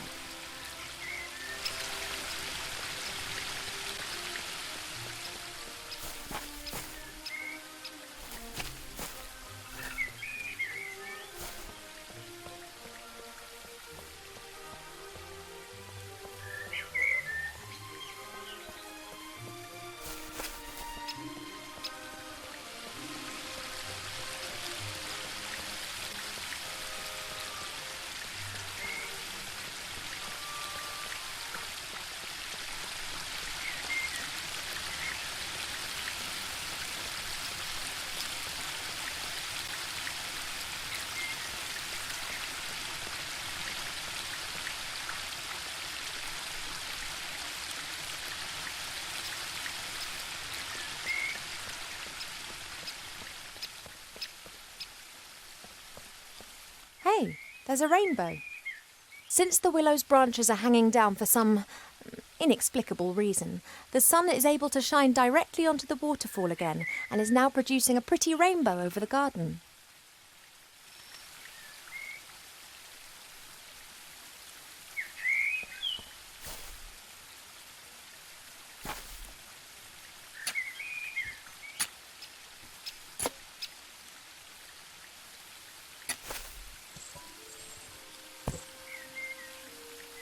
A pot of gold, and no grumpy leprechaun protecting it. What a stroke of luck.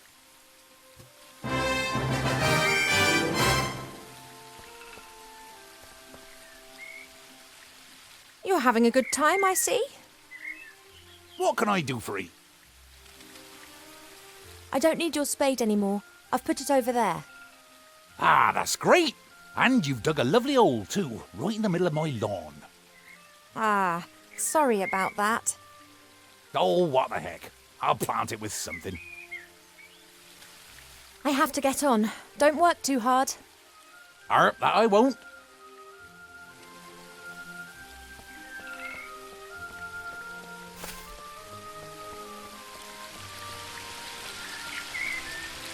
There's only a... Aye.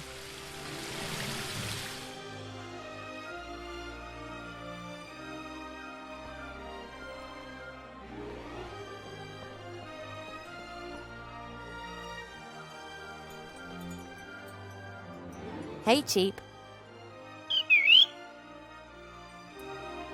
I have the pot of gold here. Go on, take it to the stud. Oh, I realise it's too heavy. I won an arm wrestling contest against an orc warrior in Seastone with the help of a strength elixir. We could get something like that for you.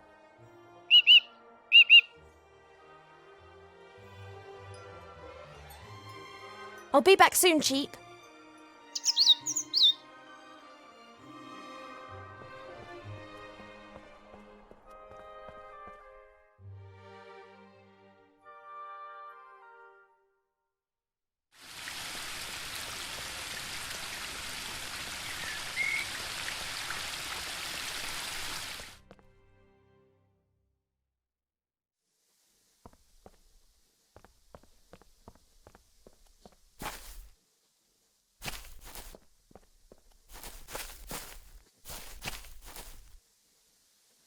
Pa? Yes, Poppet? Hypothetically, if Cheap Cheap had to transport something heavy through the air, how could I help him do it? You could ask me to give him the necessary strength, which you have just done, have you not? Really? Of course, but the effect would not last long enough to transport you to, let's say, Seastone. He doesn't need to do that. It's just a short distance. All right, bring me some sunflower seeds. I have a few sunflower seeds. Here. Good. Keep still.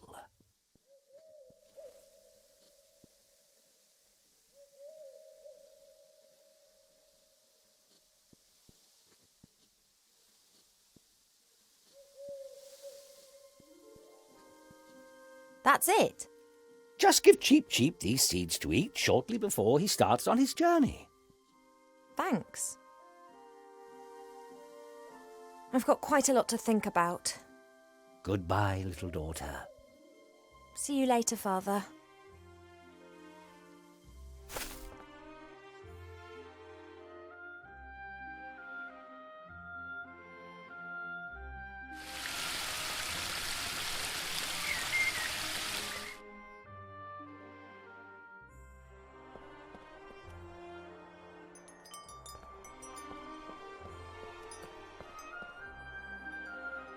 Hey, Cheap.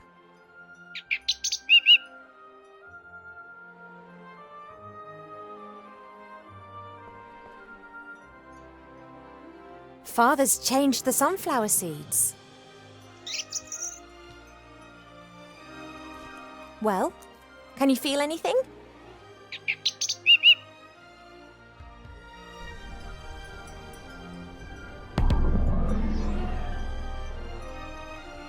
Now, don't exaggerate. Okay, here. Oh, I hope it works. But what's he going to be like when he's super cheap? He's got enough of an exaggerated opinion of himself as it is.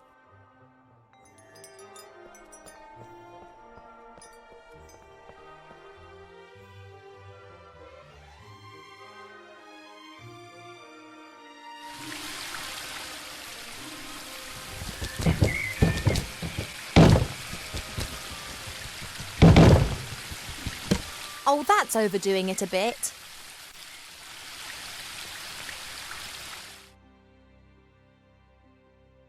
I thought you just wanted to deliver the pot of gold. You deserve it.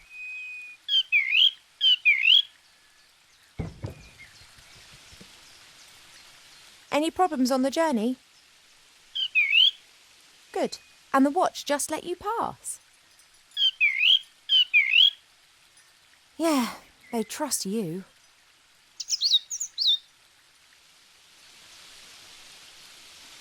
It's really in there, is it? Our hippogriff?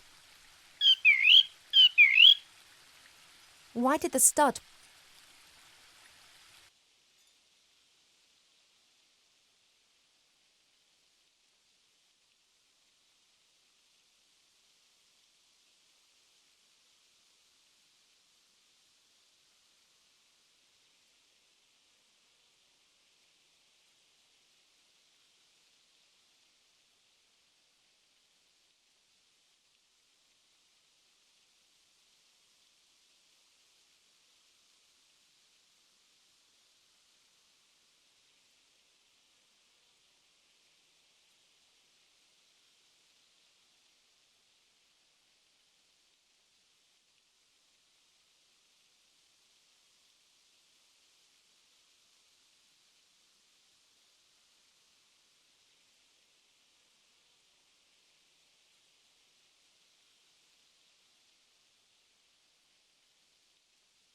put it in there. Couldn't they have just let it fly back with you? You mean it was in the box already? You didn't actually see it? Huh, I'd love to have your trust. Oh well, at least it's pretty lively. Cheap, cheap, blind purchase the hippogriff. His trust in the Aculeus stud is far greater than his mistrust of humankind's capacity to deceive. Relax, I'm on it.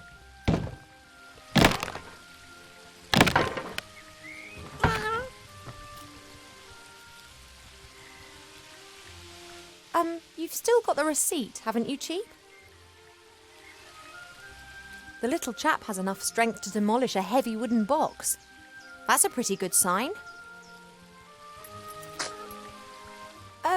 Cheap? Didn't the hippogriff in the magazine look a bit different to this? Bigger, a bit more griff and a bit less hippo?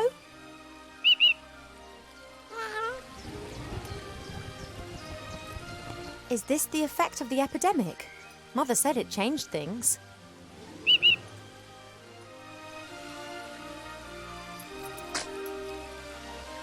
You are strong enough. Can you carry me? Right then.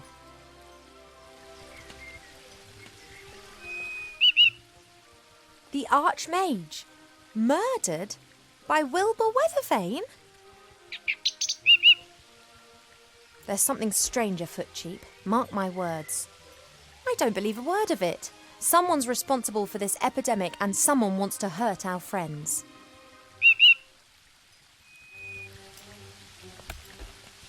Away to Seastone.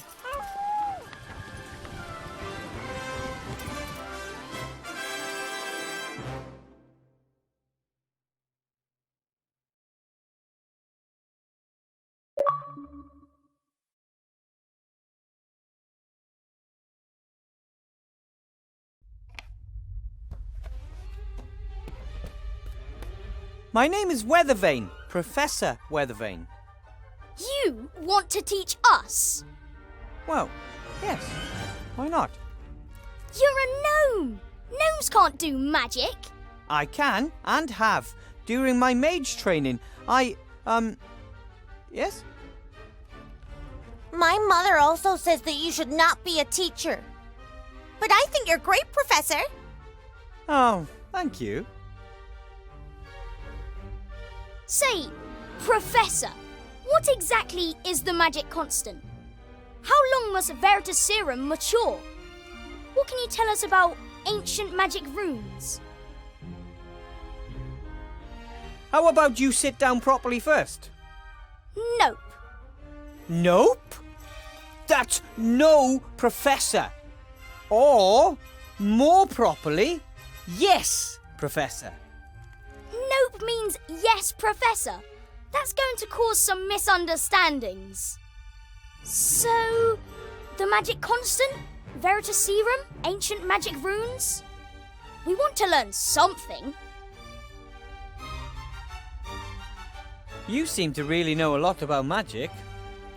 More than you, anyway. Maybe we should switch places. Maybe you should shut your... we never talked to teachers like that in my day. Well, we do in mine. We'd like to have answers to our questions. I will answer all your questions, but not now. It's time for History of Magic.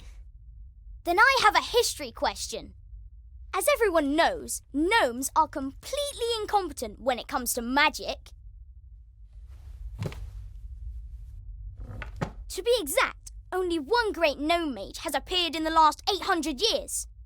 He defeated Gremar, the last of the great dragons. What was the name of that last great gnome mage? He was called Sit Down at Your Desk Properly and Don't Ask Stupid Questions. But don't they say there are no stupid questions, only stupid answers? And that there aren't supposed to be any bad students, only bad teachers? I just need a drink of water. Frog in my throat. Ha!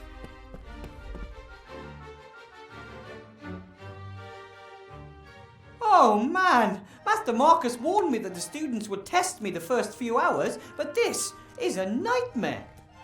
I don't know all of these things. I know nothing. Easy, boy, easy. Think, Wilbur, think. This has to be the oldest shoe I've ever seen. It's so old it's even lost its ability to stink. That's strange. There's paper in the bottom of the shoe. Oh, maybe the shoe has a hole and the paper is supposed to protect the wearer from getting wet feet. It's a sheet from a book. It's folded in the middle and printed on both sides. That equals 4 pages. It wasn't torn out. It looks more like the glue weakened and the sheet fell out. I'll just take it with me.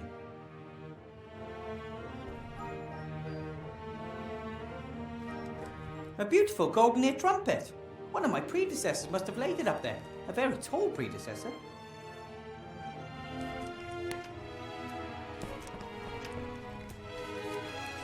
It can't be healthy in the long run for Fridolin to always eat parchment and old scrolls.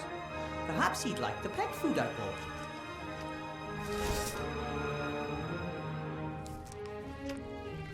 Master Marcus and the Archmage were so busy rebuilding the city that no one had the opportunity to teach me anything about teaching. This box was in a shop window down in the city. I thought it might be useful. After all, there are children with magic wands on it. But unfortunately, it just seems to be a bunch of those tricks, like that old one with Mr. Wupperman, the top hat and the rabbit. Short white rope, a pair of dice, playing cards, and a guide on how to lead people up the garden path. That's just not right. Real magic or none at all.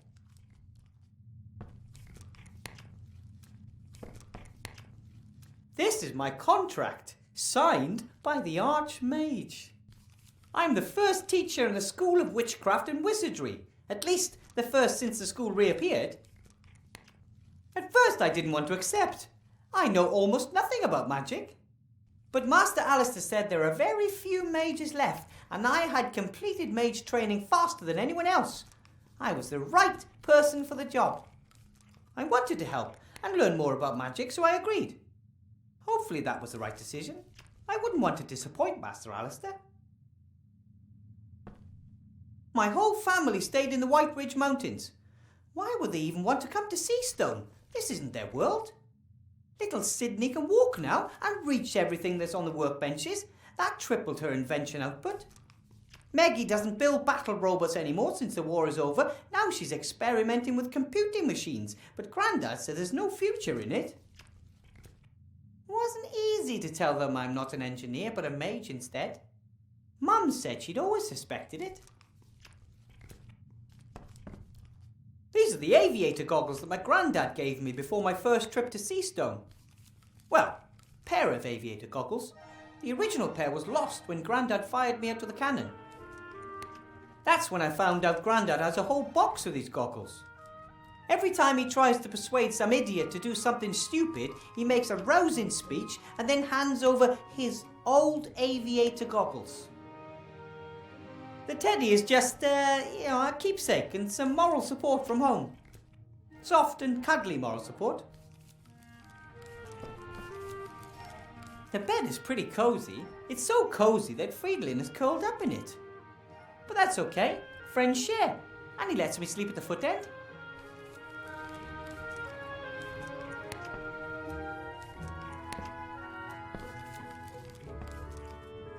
The entire school building is a bit scary.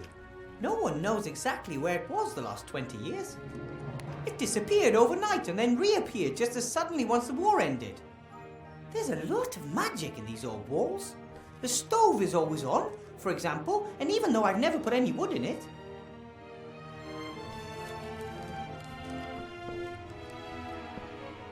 Ah, my wand. The King of Thieves got it for me during my mage training. He and the other rats have been tirelessly helping to rebuild the city in recent months. They work closely with the Archmage, albeit mostly in secret.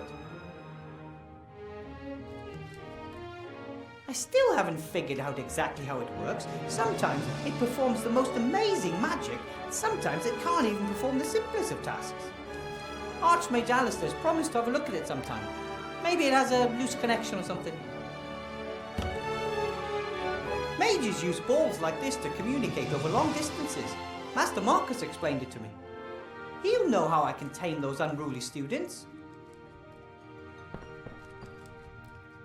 So, what was that number again? 64731? Hello. Ah! Oh, wrong number!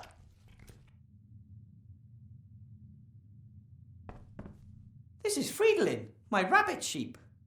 I had to cast the transformation spell during my mage training, and this is the result. I think we make a good team. A young mage and his rabbit sheep fighting side by side as a force for good. Unfortunately, Fridolin doesn't do much other than lay in bed and eat. I still have to convince him it's important. Well, buddy? What are you eating there? Hey, that's my notepad. I still need that notepad. It has Master Marcus's number.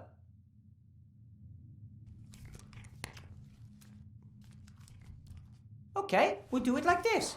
I'll give you some delicious pet food, and you give me my notebook back. Okay, buddy?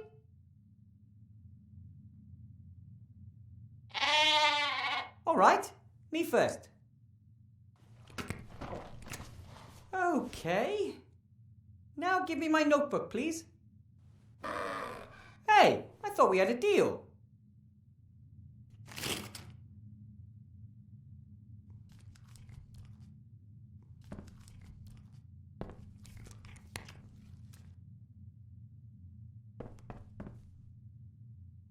Maybe I can lure Fridolin away from my notepad.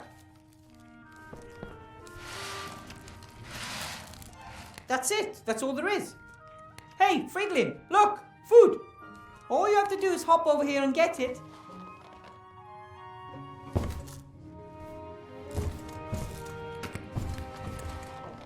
Wow! My rabbit sheep has superpowers. But now the food is gone and Fridolin is still hungry. Ah, no wonder I didn't do it right. It says, space-saving instant dry food. Soak in water before feeding. Ah, crap. A bowl of fresh, cool water for my roommate. There's no way I'm taking the bowl with me. I mean, how am I supposed to put a bowl of water into my pocket without getting my robe soaking wet? It's not like I can just carry anything around. But I could use the bowl here in the room. How about some water to wash the food down? That's what I thought. Food was pretty dry, right?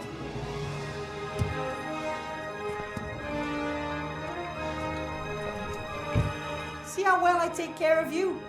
Then maybe we could talk about my notebook.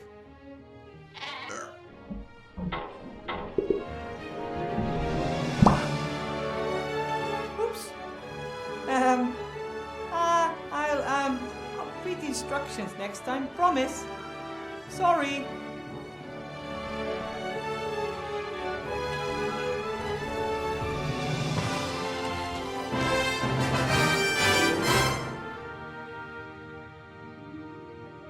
It says, Master Marcus, only in emergencies, 64179. This is definitely an emergency. I'm losing my students' respect before I even had it.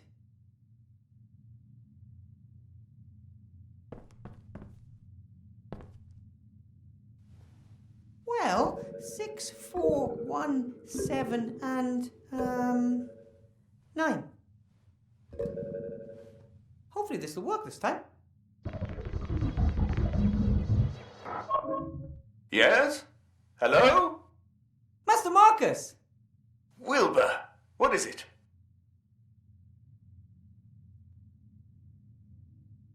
Students, questions, help! Take it easy. Tell me what happened. Well, there's this boy who's naughty and cheeky and he doesn't listen to me. Wilbur, you're a teacher now. Of course the students are naughty and outrageous. You have to assert yourself. I've only been a teacher for a few days and I'm all alone. And the school is eerie, and there's no textbooks, and no one wants to learn anything, and... Wilbur, no one expects you to be the perfect teacher right away. Wake your students' enthusiasm for magic. That would be a good start.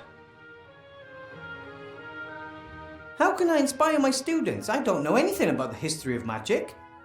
Obviously not, otherwise you would know that you'll never attract anyone with that subject. But it's in the curriculum. Oh, bugger the curriculum. Do what you're good at. Cast spells. Fill them with wonder. Make them want to be able to do the same. But I don't know how. Wilbur, you conjured a sheep out of a hat, and you didn't know how to do that either. Go out there and knock them dead. Let the magic do the work. You may not know what you're doing, but you're doing it. Just do some magic. Just do some magic.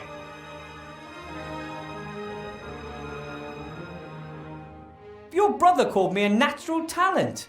I am really quite good at magic, right? You did some incredible things during your training. I just wish I could control the magic better.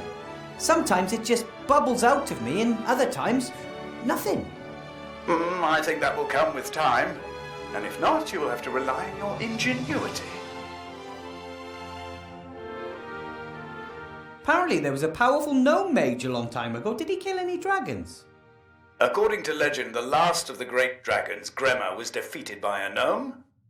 That's the one I mean. What was that gnome's name? No one knows. He arrived at a time of great need and saved the people of the Southlands by accomplishing the impossible. Then he disappeared without a trace. Wow. But one of my students asked me for his name. Then he probably wanted to lead you up the garden path. Some students want to find your weaknesses and see how far they can go. Don't take any guff. Thanks for your help, Master Marcus. I'll get through the lesson one way or another, and now I'll get back in touch, okay?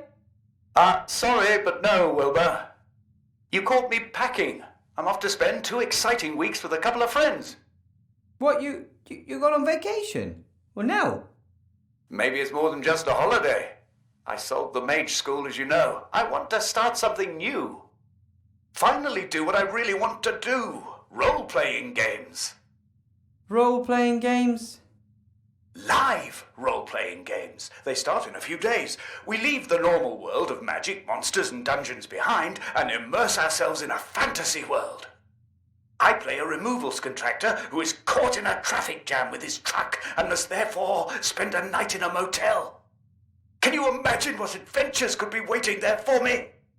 But I thought being a teacher was really important, and...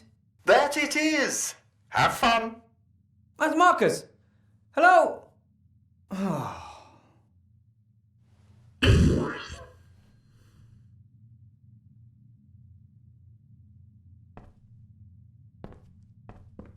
Come on, Wilbur! You can do it! You can inspire your students!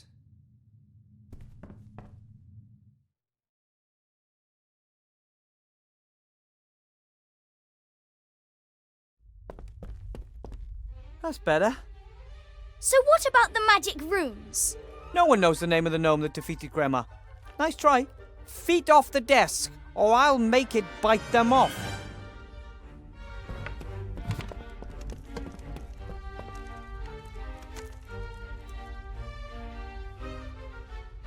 Enough with history of magic. Let's cast some spells. Fairy games. Doesn't sound bad, right?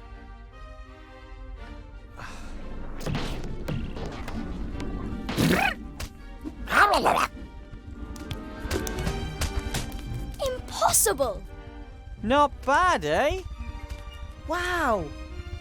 That is magic. And here you can learn how to control it. That's it for today. Tomorrow we'll do something else.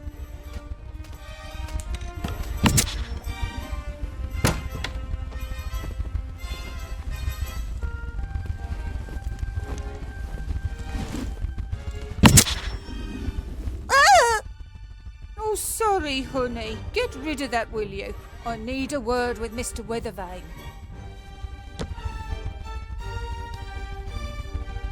Mr. Weathervane, nice to finally meet you in person. You shouldn't have just shot my fairy! Do not underestimate me, Mr. Weathervane. I am very well aware that those are not fairies. Cobolus Vergastus, flying kobolds. Don't tell me you conjured them up yourself. Yes, I did. All 5 of them. Amazing! Powerful magic is needed to manifest living creatures. That is why most necromancers only reanimate skeletons. Dead matter can be much more easily controlled, as of course you know. Or should know. And you are? How very precious. I rather thought it'd be wise to watch out for you, Mr. Weathervane. Why watch out for me?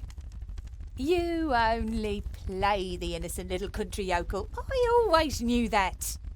Your patron, Archmage Alistair, will not win the election against me. Did you know that we're only 3 points behind him in the latest polls? No, I wasn't aware of that. How may I help you? Help me? Ha! One of the Archmage's top men wants to help me. You know how the game is played, don't you, Weathervane? What game? Things are heating up. The House of Cards is starting to collapse. I know it, and Alistair knows it too. We both lie low, waiting for the other to make a mistake. And he has made the first. What mistake did the Archmage make? He hired you. A gnome with a fake diploma issued by none other than the Archmage's brother Marcus. I earned my diploma honestly. I have passed all 3 of the exams and... Gnomes know nothing of magic. Everyone knows that. And you've never taught before. But Archmage Alistair believes in me. As the head mage, he appoints the professors. But I'm the merchant council leader and I assign the administrative posts. Headmaster Block will reveal your incompetence and the newspapers will report on the Archmage's dubious personnel policy before the election. My friend, Archmage Alistair, is better suited to bring the city and the country back into shape than anyone else. Oh, you believe that? He is a great mage. Anyone who doubts that is mad. And he was a great leader during the war, most of the time. But what we need now is someone who understands the economy. And that's you? I am a rich and successful merchant. I have rich and successful friends. Who could be better suited to making others rich and successful? Alistair would step down for you if he believed that. You know what? I actually believe you're right. Strange, isn't it? How little he worries about defending his power. So I guess it's all been said, hasn't it? Indeed.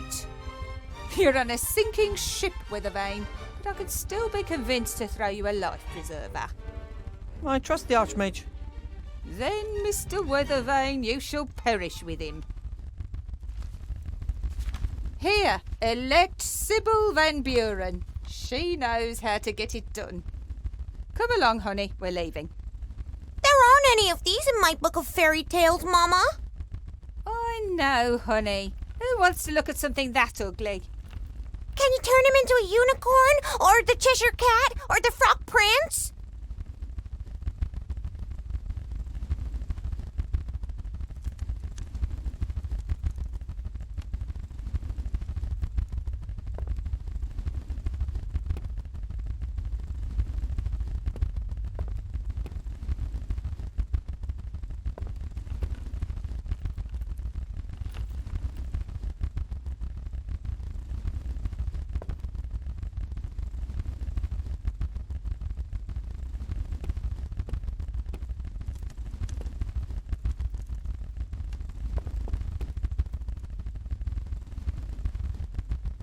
I don't think the Archmage even has brochures like these. No posters or town criers or plays. Either he lacks the gold or he doesn't want to conduct his election campaign in this manner. I don't know exactly why the council leader left the brochures lying here. It was agreed that children can't vote. First, they wanted to base eligibility to vote on size, which of course led to resistance among us gnomes and the dwarves. And then they said weight should be decisive. The more you weigh, the more weighty your vote, but then the trolls and ogres would have been overrepresented. In the end, they agreed on a minimum age. However, there are still arguments because rats, undead children, and other minorities can never vote.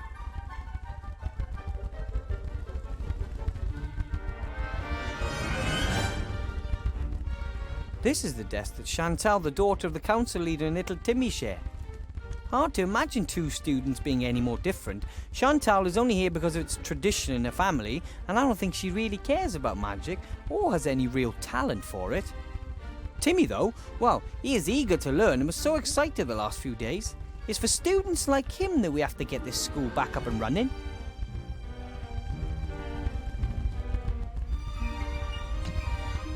A pencil case. A ruler. Nothing special.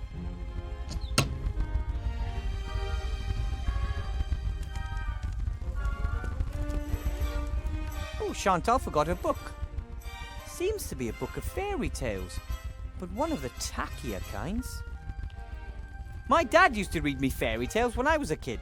The bloodthirstiest, most cruel, creepy, proper fairy tales. I'll just leave it there. Chantal can take it tomorrow. I don't know who that boy was. He was a right pain in the ass. However, he seemed to understand a great deal about magic, and if I managed to teach him some manners, he could be an excellent student.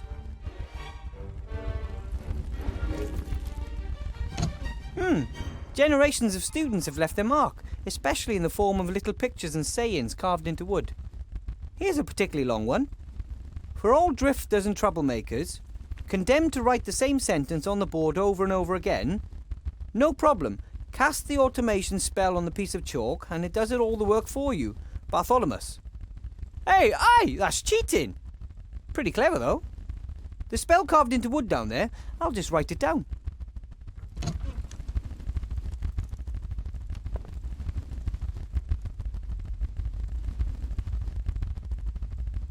When the school disappeared 20 years ago, obviously no one looked after the animals.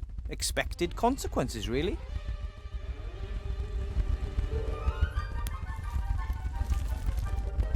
I don't need the whole skeleton, but a sharp-pointed bone like this might just prove useful. It appears they wanted to replicate the fish's natural habitat as exactly as possible, including miniature treasure chests, just like the ones frequently found in the sea. Hey, some old coins. Maybe one of my predecessors had a vicious fish guard his retirement fund.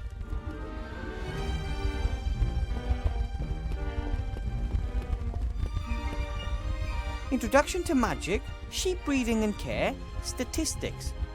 That seems to be some kind of timetable. Oh, most of the plants have dried up. No one looked after them.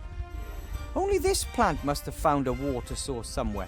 Perhaps one of the windows has a leak. It gives you hope to know that something beautiful and peaceful has survived in this gloomy building. Ah! Ugh!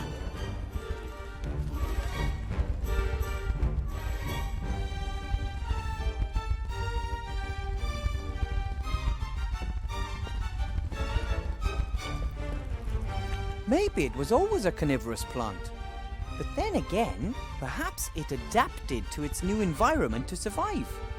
Don't worry, little plant. From now on, I'll take care of you. You won't have to go hungry anymore. Ugh, that's disgusting. Oh, that smells like rotten eggs. Or like Grandad whenever he's eating bean soup.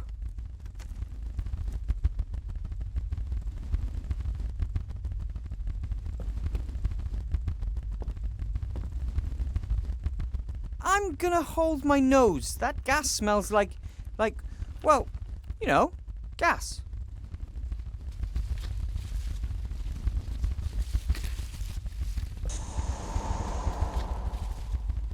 Luckily, that stinky cloud of gas is short-lived and quickly vanishes.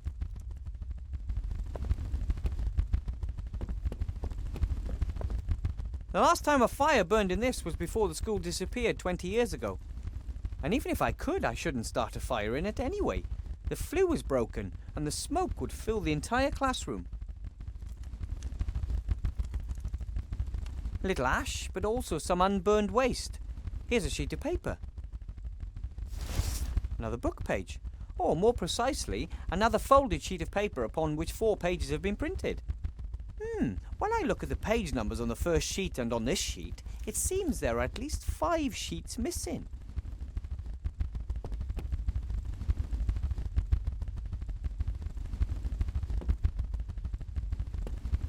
The mixing of potions is an important part of magic. It's a bit like cooking, except a stew doesn't kill you if you add the wrong ingredient. Or if it's stirred wrong. I suspect that some sort of strange magical creatures were kept in the cages. Students, for example.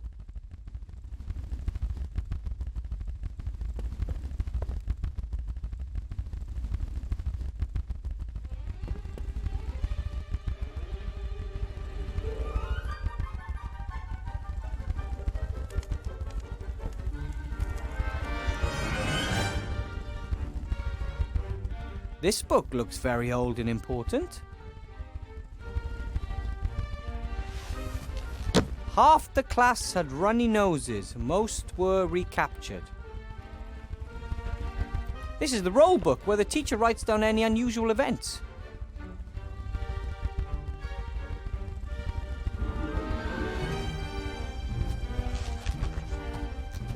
Plus 5 points for defeating a troll, minus 50 for leaving your dorm at night. Maybe young Harry is right. That seems a little unbalanced. Whoa! School must have been more competitive back then. It didn't let me down this time, though. It worked even better than I expected.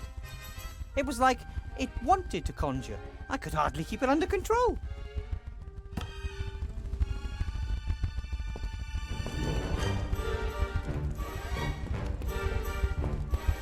Unusual. This device looks more like ordinary engineering than it does magic. Most magical devices have lots of golden parts, elaborate decorations, and bells and whistles, just the way the mages like them. This one could easily come from a gnome workshop. What does it say? The apparatus that corrupted student Allardyce. A warning to those who do not want to accept the limits of magic.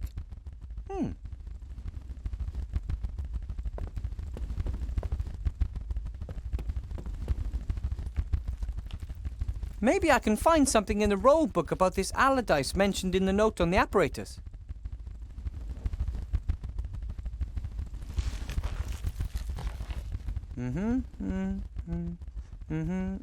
Here. Despite repeated warnings, young Allardyce continued his experiments on his fire maker. To my great regret, I must say that the device works. He demonstrated it to the staff. We had to have him committed to the asylum in Arkhamstone because of his delusions and insubordination. A wizard who invents a fire maker and then committed to an insane asylum by other wizards. I guess they didn't understand his new kind of magic back in their time, or they figured their monopoly was in danger. For a long time, wizards were the only ones allowed to make fire. Maybe I'll find another entry on Allardyce.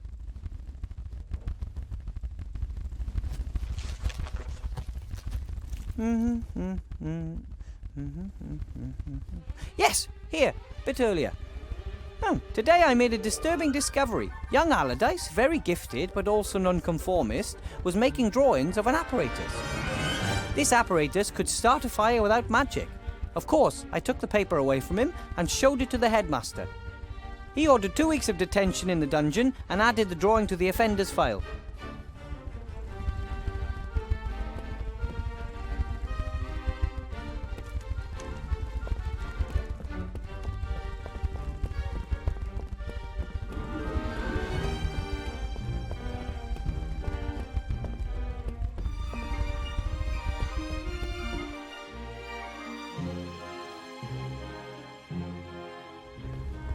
Archmage! Remy!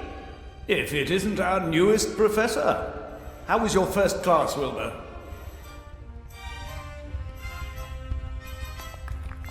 There's this one student.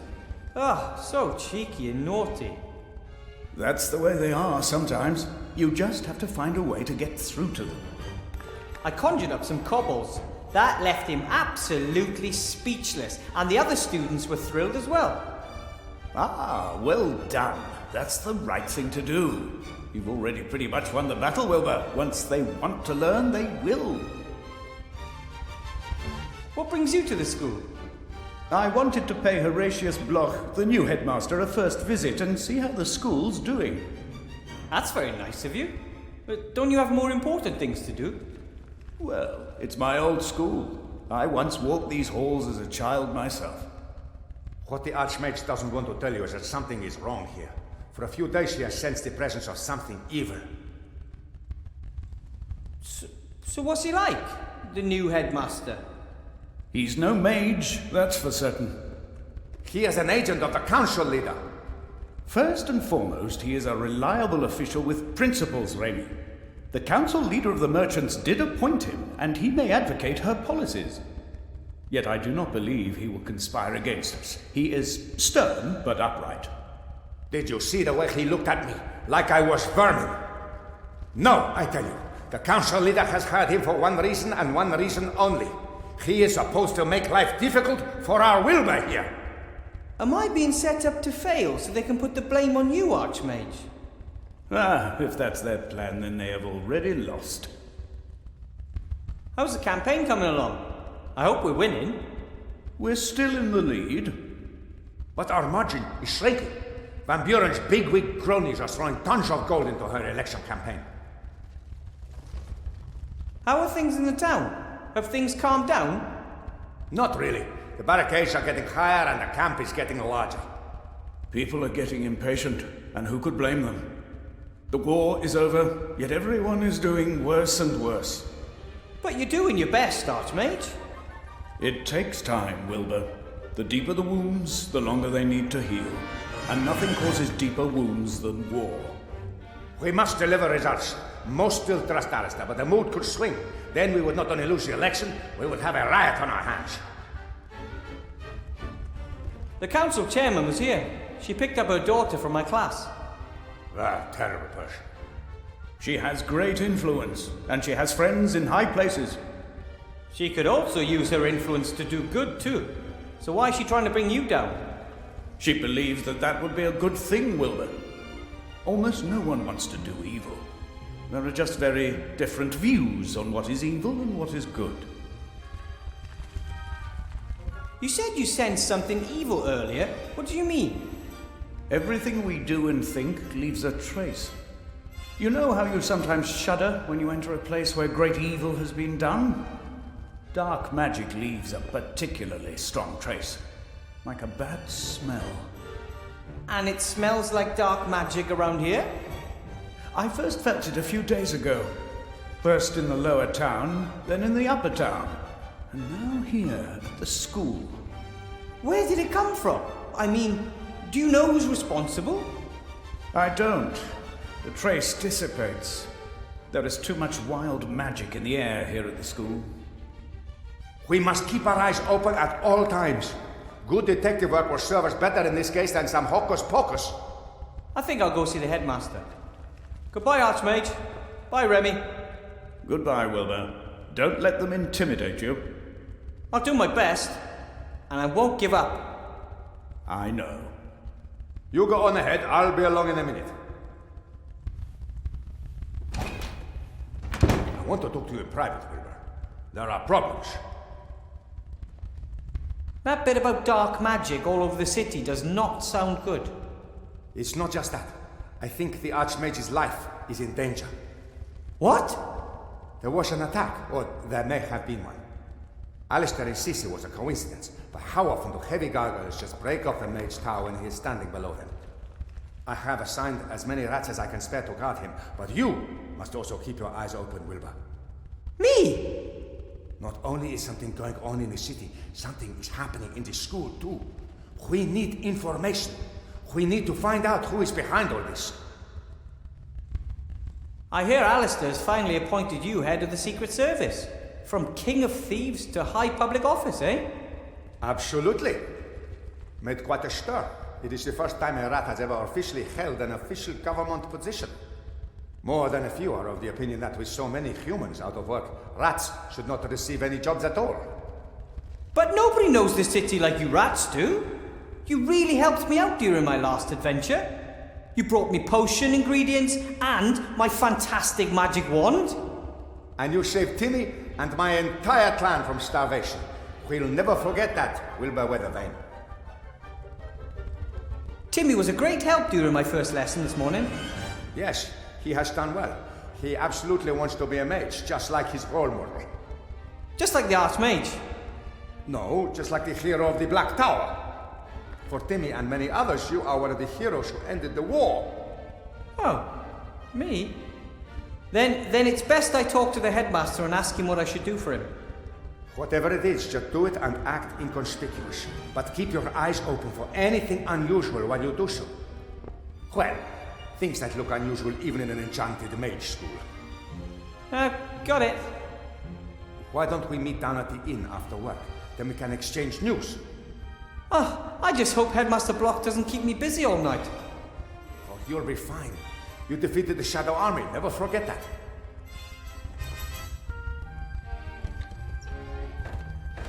Yeah, just... back then I wasn't alone.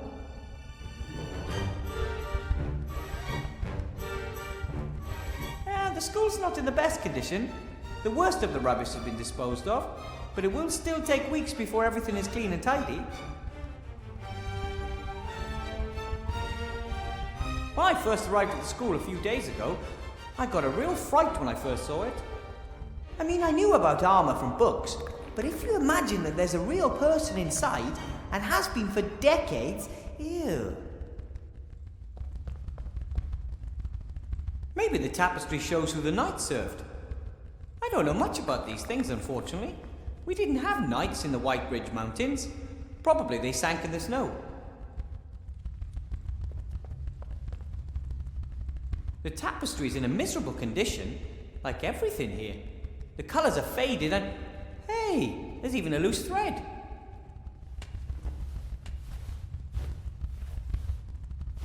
The tapestry seems to be magic. At first the thread was very short, but now it's at least 4 paces long. I'll rip it off and take it with me. You can never have enough magic thread. A lever. No idea what it does.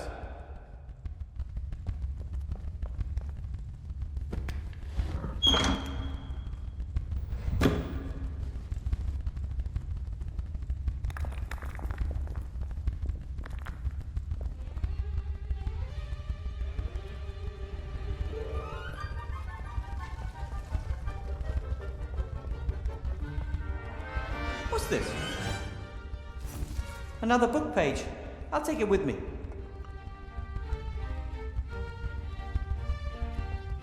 When you summon creatures, I've read that you don't really create them. You just call them from somewhere else.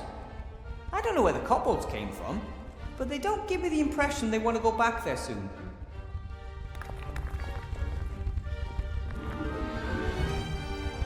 We carried loads of rubbish out of the school. I guess we must have overseen those. I'll take them with me. Done is done.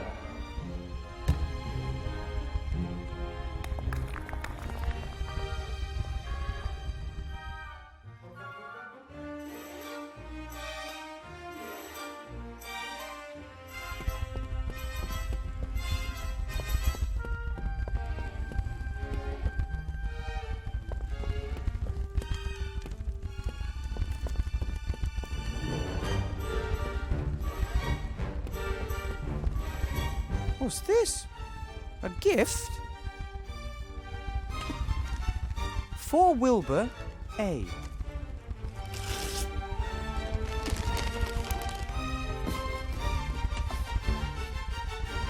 Wow!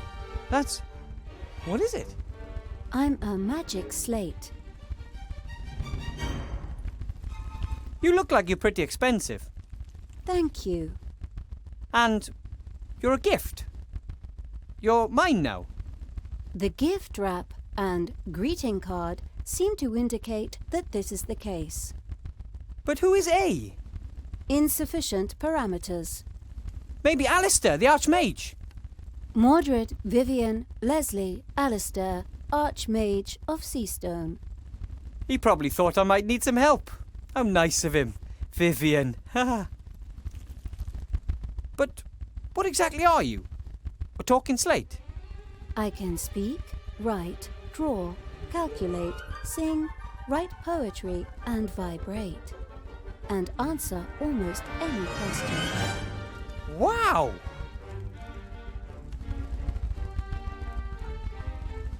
Okay, yeah, over and out.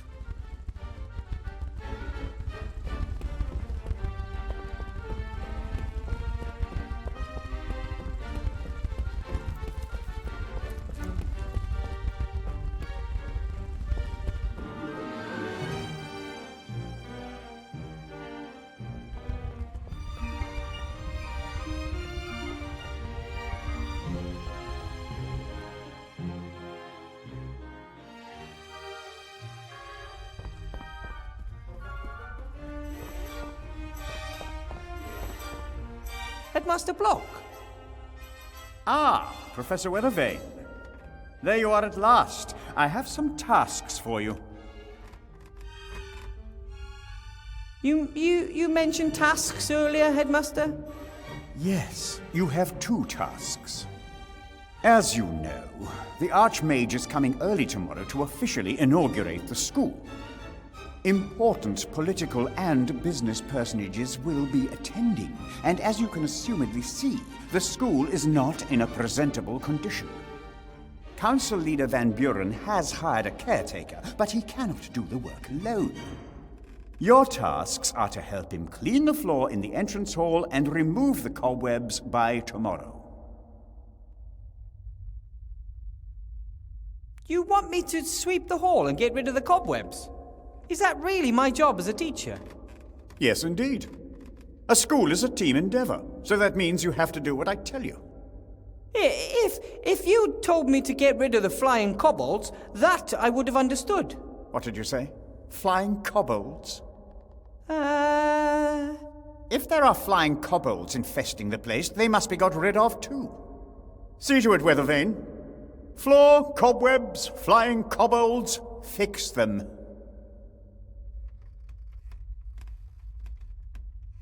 I look forward to us working together. I'll be frank, Professor Weathervane. You have a mage diploma, but have not completed the tests required in order to work as a teacher. Attested credentials, a written application, nothing. You are only here on the Archmage's recommendation. That's right. But there's currently a shortage of mages, and everyone must do their best. Do their best is well and good. But it does not replace the formal and mandatory training for teachers of higher magic.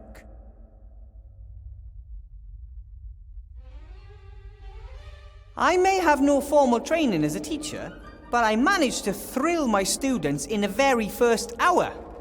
I performed a spell, and you could really see the way they caught fire. Not literally, of course. It wasn't a fire spell or anything of that sort. You performed a spell? Yes. And now they want to learn to do the same. They want to learn. According to my records, history of magic was on the syllabus. Yes, but... Professor Weathervane, crucial to our success in teaching is that we provide students with a stable, reliable framework and adhere to the curriculum exactly. Yes, but the students... Had you enjoyed proper training, you would have known that. I will note this failure in your file, and in the future you will stick to the curriculum, dear colleague. But the Archmage Alistair trusts me to teach here at the school. Well, yes. Mages have a well-known penchant for chaos. I'm still trying to get an overview. The records management in this school defies description. Council Leader Van Buren wants to reorganize this educational institution and finally bring structure into the place, and she has my full support. Correct management of the teaching records must once again become the teaching staff's primary task. That is the only possible way to institute efficient control of learning and teaching methods. You support the council leader in the election, right? Indeed I do. We need to build up an extensive bureaucracy and boost the economy as quickly as possible. To me, the council leader appears to be a more logical choice than a mage. But do not worry, Weathervane. I don't blame you for your political naivete. As a school headmaster, I am neutral and always act according to school rules. And of course, political influence in schools is prohibited. Tell that to Council Leader Van Buren. What's that? Oh, it's one of the campaign brochures the council leader put in my classroom. I'll take care of it. Huh. And apart from cleaning, what else is there to do? The inventory has revealed that a number of items of school property have gone missing. Among other things, the school library. The whole library has gone missing? That is correct. I asked the Archmage about the matter, and he confirmed to me that the room was there before. He does not know where it is now. He said something about its being in hiding, perhaps, or away traveling. I think it's unseemly. I want that room. We are a school, and we need a library. Agreed. But where should I start looking? That I cannot tell you. You are the mage. You ask a lot. I don't know if I can get all this done by tomorrow morning. By tomorrow morning? You have until 72 o'clock. 72 o'clock? I have developed my own efficient metric system of measuring time. A day has 100 hours, consisting of 100 minutes, with 100 seconds each. Everything else is too confusing. So, I don't even have until tomorrow morning? For a properly qualified teacher, even the impossible poses no problem. Or should I note in your file that you do not feel up to the tasks assigned you? No, I'll do it. Very good. And then you can call it a day and prepare tomorrow's lessons. One thing's clear. Headmaster Block wants me to fail, but I won't disappoint the Archmage. And secondly, I like this school. And a school library would be great for the students.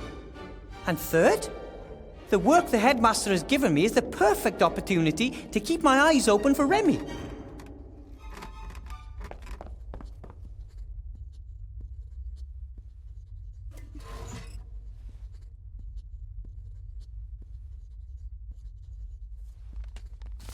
Allardyce, Albert. He seems to be an excellent student. But there are many entries about improper interjections and questions. And what's this? Axel A. Aronson. Axel Beaver. Brian, he tell him. Bernard, Daniel A. Kershaw. Daniel D. His last. Elmo.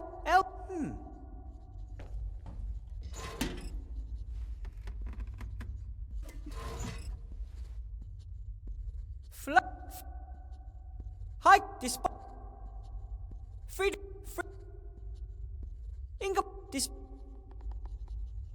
Yod, Maj.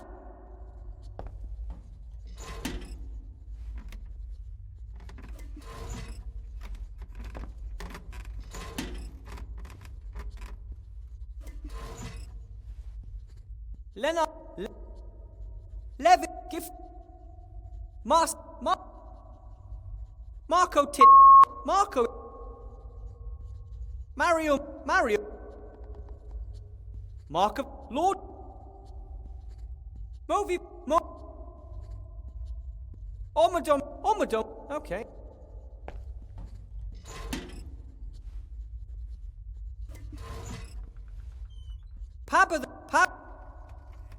Purse, the student, Pete, the hunt, it seems. Ren, Russ. This. Hey. Sir. Speed. Stop.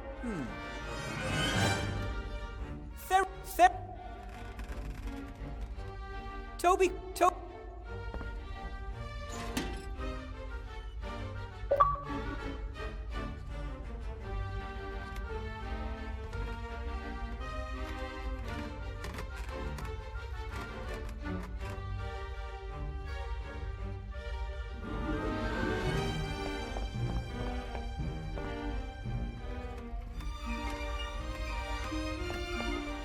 Is he working for the school? Or himself? Or is he only interested in gaining the council leader an advantage in the election? Excuse me, Headmaster Block. Yes? Why do so many of the notes on your desk have a small hole in the middle? That's airmail. You spike the message on the beak of a homing pigeon. Not an optimal method. First, one obviously has a hole in the paper, and secondly, the pigeons are constantly flying into cliffs. I think there's a simpler solution. And that would be? You could simply write the letters directly onto the pigeons themselves. As long as the pigeons are white and the ink black, the text should be clearly visible. Not a bad idea at all. But it would make the archiving more difficult. Records seem to be very important to you. Order is very important. Records are a tool to that end. I have a loose-leaf binder for spells. Commendable. Maybe you can do something with this, then. There is no room for a spell in my files. Archive it, Mr. Weathervane. Gladly. So, I'll get back to work then. Be my guest.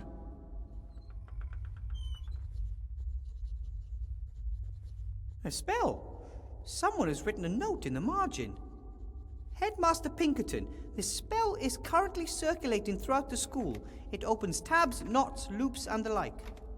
By now, there is hardly a student or teacher in this school who still has their pants around their waists and not their ankles. We need to stop this immediately. It seems magic isn't always limited to serious things.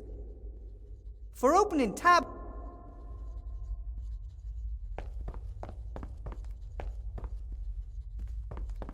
Oh, a display case documenting the achievements of pupils of the school. Some sports trophies, pictures of slain dragons, pupils in front of smouldering pots. Pride of Place seems to go to a trophy won in a broom ball tournament. This must be the best clock in the world. Most only have 2 or 3 hands. This one has at least 10.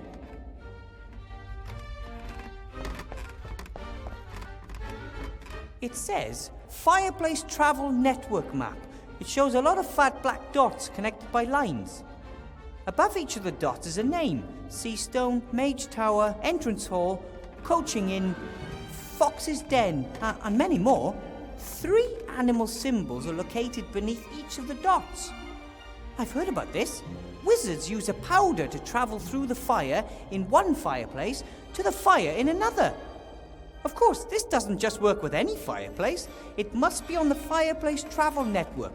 And this plan shows which fireplaces are connected to which. One of the dots is circled in black ink. Seastone, Mage School, Staff Room, that's this fireplace. A few lines lead away from the... Oh, there seems to be 2 other fireplaces here in the building itself. Seastone, Mage School, Astronomicon, and... Hey, Seastone, Mage School, Library. If this fireplace is connected to the library fireplace, I might be able to use it to get in there. The fireplace here in the staff room is connected to the fireplace in the missing library. The library is represented by the symbols owl, worm, and rat. I need a fire, fireplace travel powder, and a little luck. This could be my way into the library.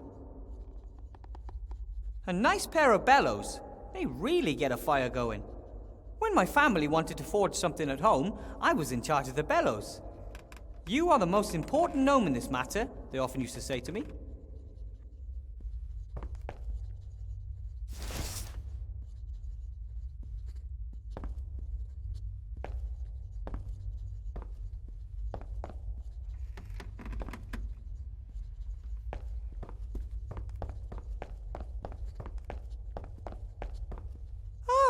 how pretty! A swan folded from a piece of paper. This is origami, an ancient elf art form. The dwarven word for this art form means something like pointy ears build dust catchers out of paper because they can't deal with stone. Hey, this isn't just some sheet of paper, it's... Sorry, Swan. It is! Another book page. I'll take it with me.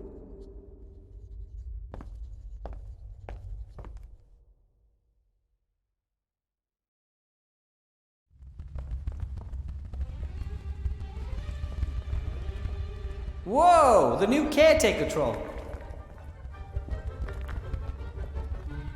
Hello. Hello. I'm Wilbur Weathervane. Professor Wilbur Weathervane. Yeah. I teach, so I'm pleased to make your acquaintance.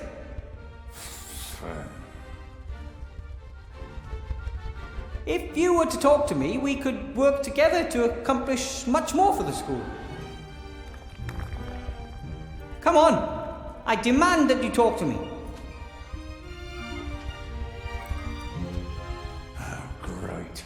Someone else to make demands around here. What are you doing? What does it look like? It looks like you're cleaning the hall. Well, now and then. A little. Yep, it's my job. I'm a janitor. What of it? Headmaster Block has ordered you and I to clean the hall and free it of cobwebs. Already on it? Yeah, but it doesn't seem to be progressing. Oh, you can of course do it better. Not that, only maybe you could use some help. Do you have any other cleaning supplies? A broom, dustpan? Sure, got it all. But I ain't giving you none. Get your own. What's your problem? I'm offering you help and saving you a lot of work. Oh, boo-hoo, cry me a river. Look, you were told to clean the entrance hall, I was told to clean the entrance hall. If we work together, it will be faster for both of us. Don't you get it? Sure, Professor Brain should know. The rest of us are idiots.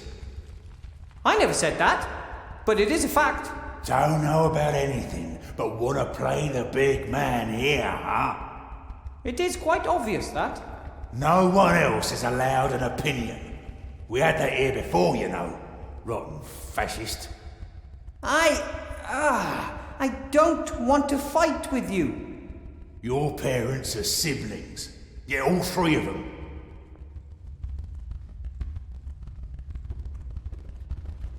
Come on, seriously. I could really use your help. Please.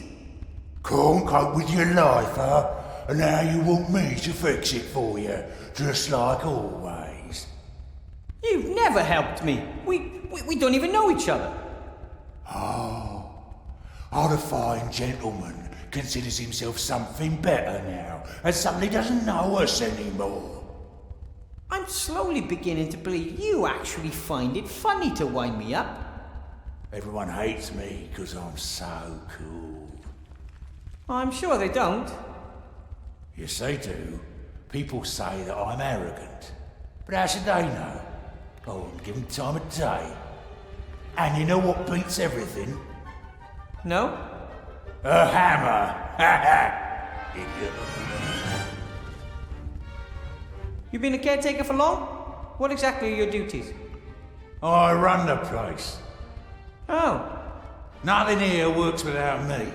Just no one notices, that's all. I see. But don't the teachers and the school administration, etc., have a small share in the success of the school, right? What success? You've had a look round this dump. It's disgusting. All dirty and run down.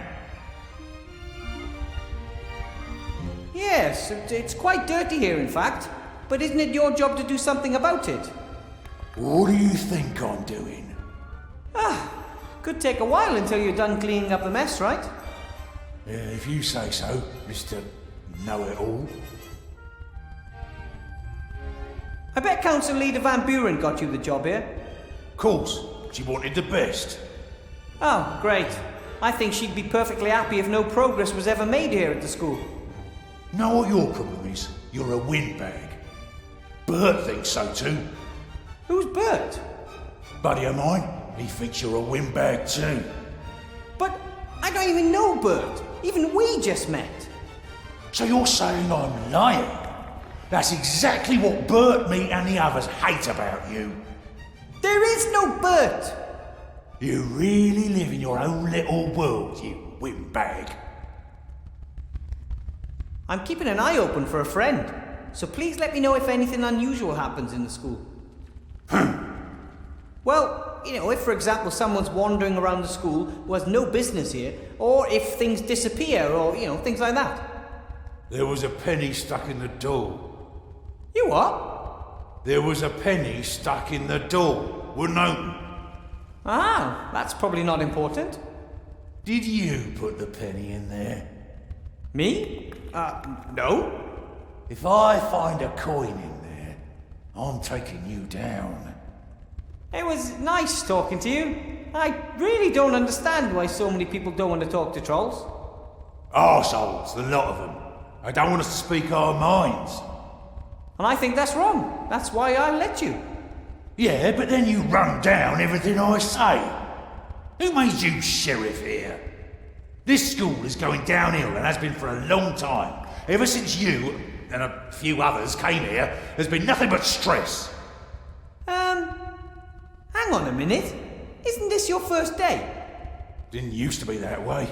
But now everything has to be politically correct, or you get silenced immediately. Yeah, well, goodbye. If I was as big as a troll, I could maybe reach it. If...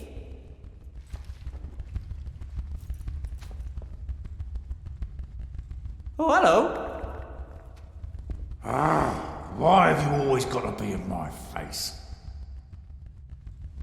Headmaster Block wants to get rid of the kobolds. Didn't tell me. But he did tell me, and I want you to help me. Want whatever you want. I know why you don't want to help. You can't. You're neither smart enough nor fast enough to catch the kobold. I can do anything better than you can, that's for sure. But I don't have to prove anything to you. Never mind. I like the kobolds. To be honest, I'm actually even proud of them. Yeah, I've seen better. Yeah, however, it would make me really angry if someone scared the kobolds off. Huh? You talking to me? Why are you like that? Like what? So unfriendly, destructive, and such an arse. Troll's troll. Things can't go on like this. Is that all you want? Just to be a right pain in the arse all your life? Someone who just annoys others without ever lifting a finger? Blah, blah, blah, blah, blah. What is it? Finally notice your own stupidity? You... Want to apologise? Ha! Loser. That was a waste.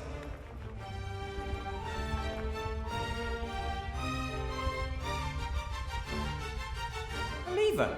No.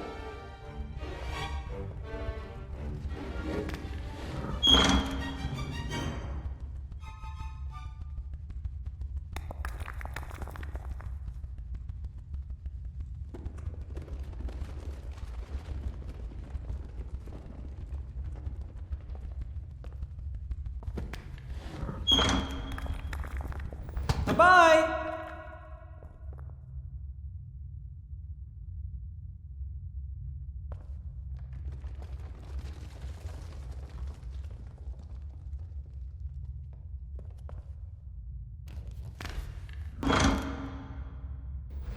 That's it! I locked him out!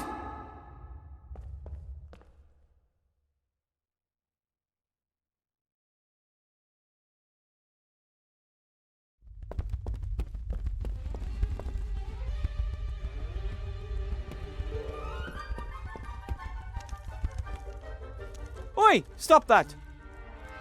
He kissed the picture of the princess. Probably better if I put the book in a safe place.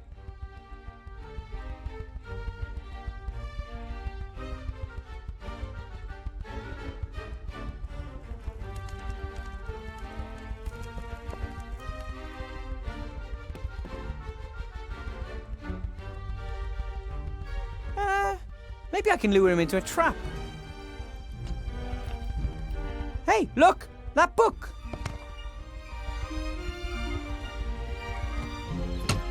Ah! I have you now! Well, sort of. Locked up in a dark place with a book of fairy tales. Time to negotiate. Hello? Can you hear me? I got nothing against you, but you have to leave the school. It's too dangerous here for you, and you're interfering with the routine. I'm going to slowly open the desktop now, and you're going to come out peacefully. Right then. Ah! Ow! Oh, sorry, I didn't mean to do that. I should probably make the best of this. I'll just keep him in the pencil case where it's safe.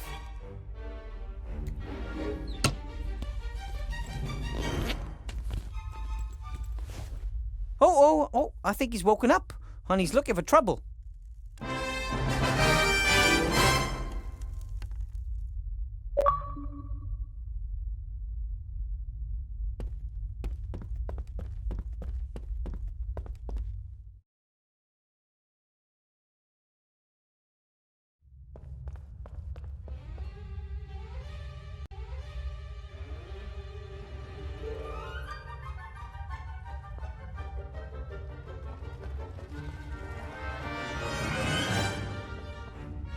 The door to the magic school actually consists of several doors.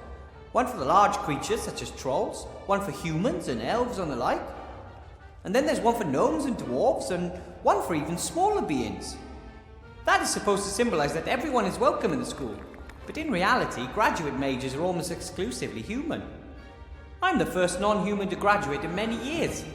Guess that's why my door hinges squeak.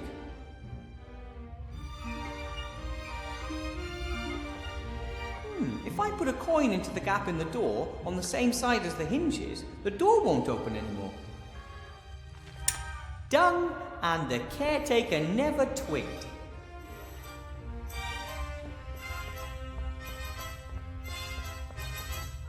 Oh, hello. Why have you always got to be in my face? I think there's a coin stuck in the door. Can't open it anymore. Did you stick a coin in there? No. I hate it when the doors get blocked.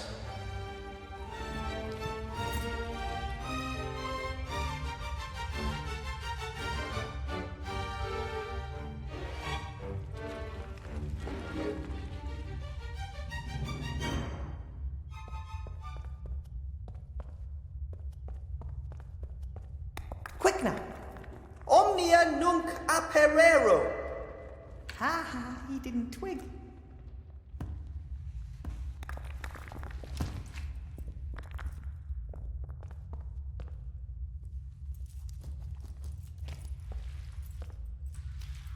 Got them.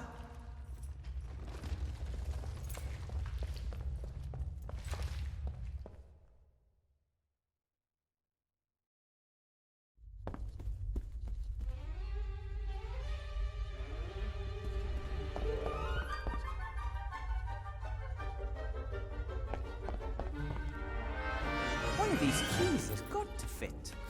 Ah, there we go.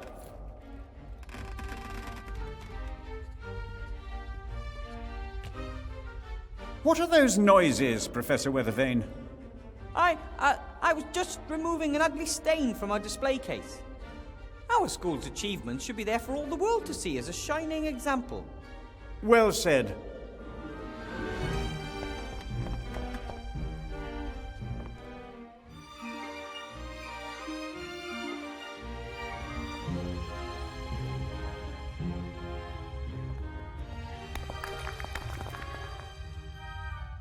Right then, sleeves rolled up, a song on the lips, and up we go.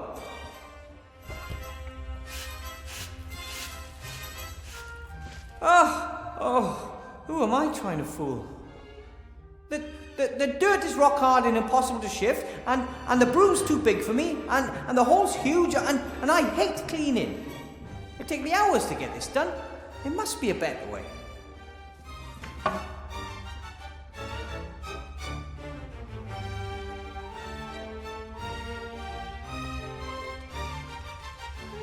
Let's see. Why work when you can do magic?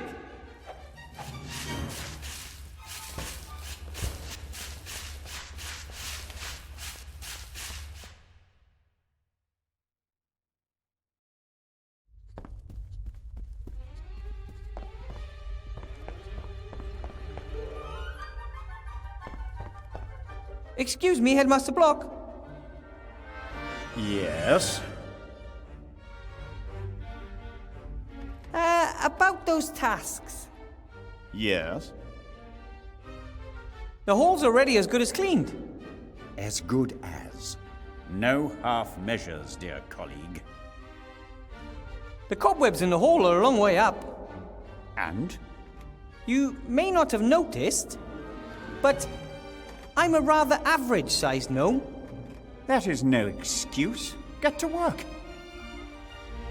All kobolds have been driven off, as far as I can tell.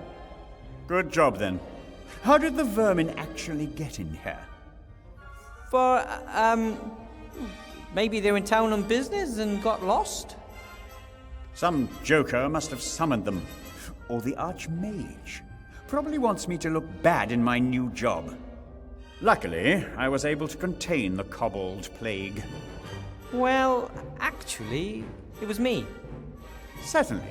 But who ordered you to do it?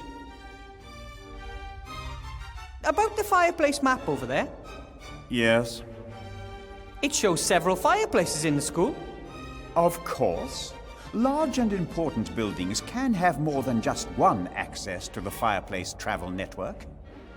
One of them seems to be in the missing library. Good thinking, Weathervane. Get to the bottom of it. I'm already on it. But even if the fireplace was still reachable, don't you need a special magic powder to use the network? True. You need some extremely rare and valuable fireplace travel powder. Only high-ranking civil servants receive small amounts of it.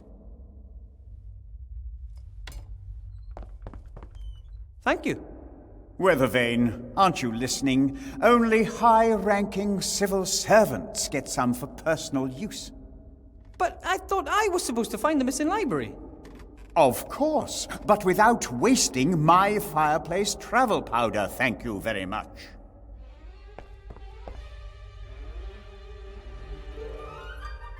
What I wanted to... So, I'll get back to work then. You do that. After all, you have already accomplished something.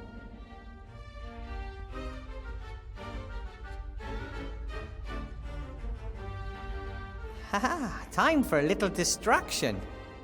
Hopefully this'll get Blocky's attention.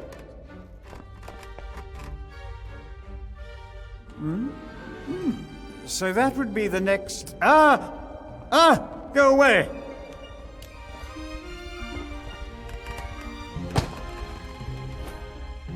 Did you see that, Weathervane? The insolence! Unbelievable, the things one must put up with here. Appalling, Headmaster.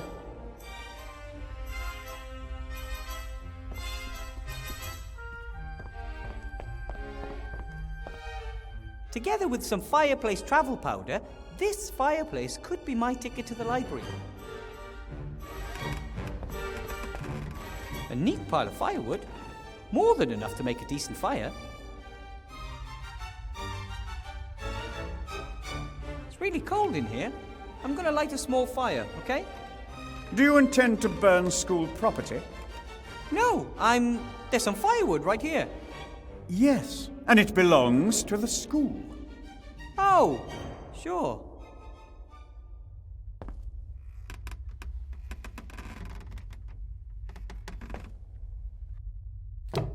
I hope that is not school property that you intend to burn there, Professor Weathervane.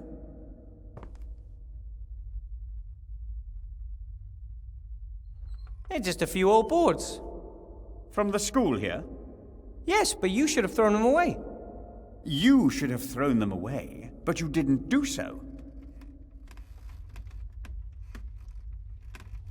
I thought to myself, why throw away the boards and waste expensive firewood? Why unnecessarily burden school finances? Good thinking, Professor Weathervane. Carry on.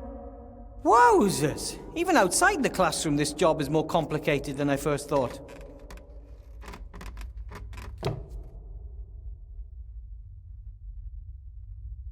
I don't need the empty carton anymore.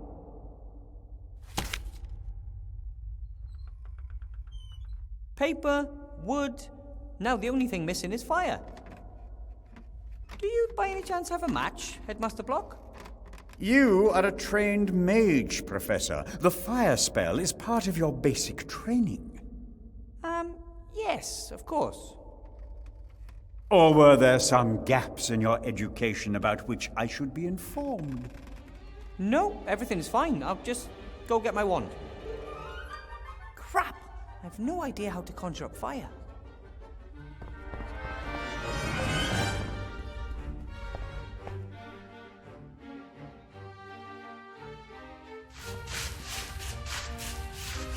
He's already done with the floor. At least, I'd call it clean enough. If it were any more clean, it would just point out how dirty everything else is. Okay, Broom, you can stop. Broom, that's it. Hey, stop! Stop, I said! Oh, I may have a little problem.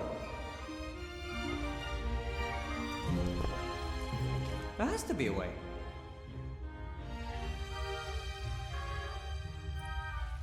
Maximus Dominum Brumas Prudere!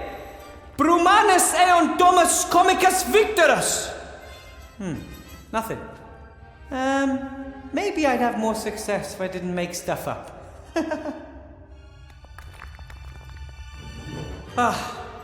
You've won. For the moment. But don't you get too cocky, because I'll be back after I find some help.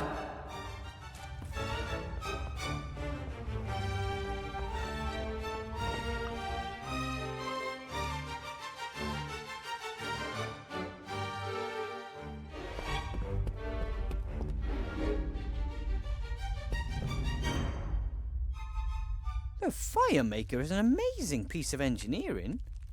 You fill it with flammable gas, which is then ignited using complicated technology. For opening tabs, knots, loops, and the like.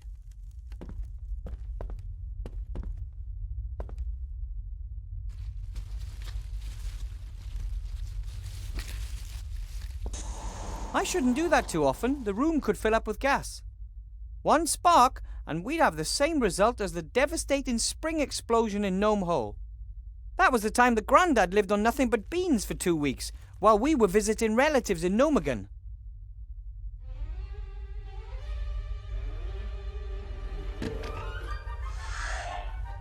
Got it.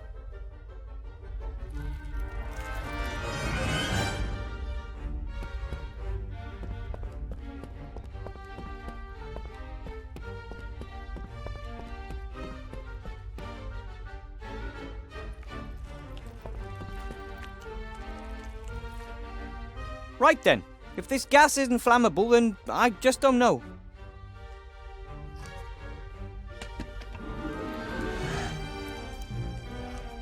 Done! The machine is refueled. Here we go.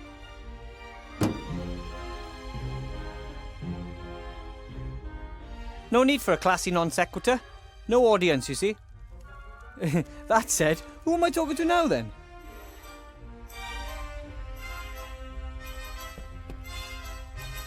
I'll tear a sheet from the notepad into strips. They should do to get the fire to the fireplace. Let's give it a try. Now, hurry!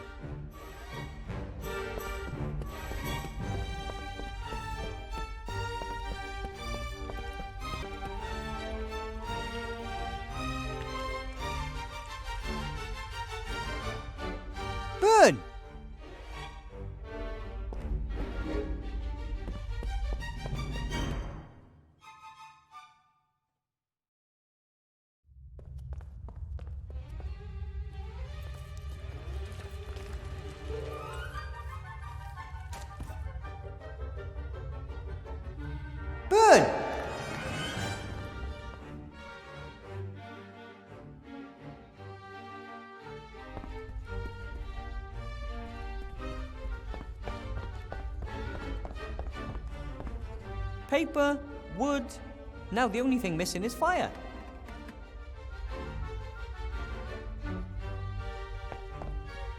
Done. Now come on, burn. Did you say something, Professor Weathervane? I'm just about to summon fire with my magic skills. Oh, fire, come here.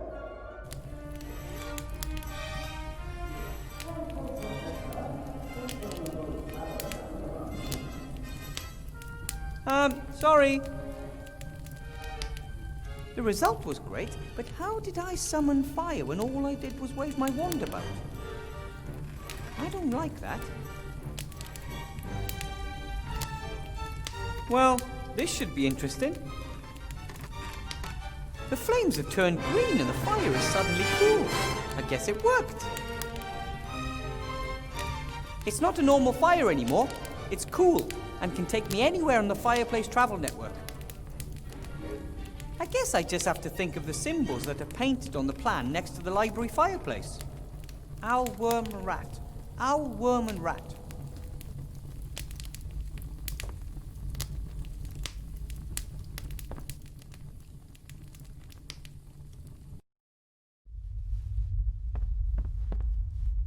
Wow! Wherever the missing library is, I'm inside it now.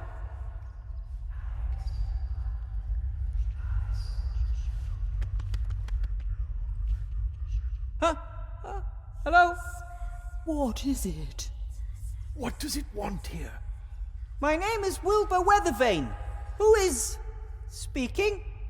It's scary. It should not be here.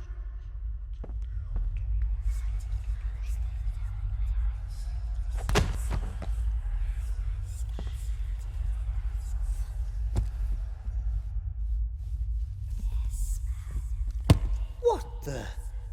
It's trying to break loose. Help! It has awakened. What does it want? Who are you?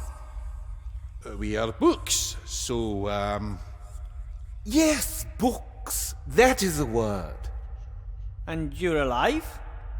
That is none of your business.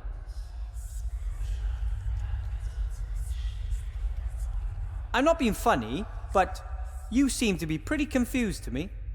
Confused? Ha! We're books. We know everything. All right then. So come on, tell me. What type of books are you? Well, me? Well, I'm a big, fee book. And my comrade here is, Thingy. I am you write words in it and explain them. Hey, yeah, a written word explanation book.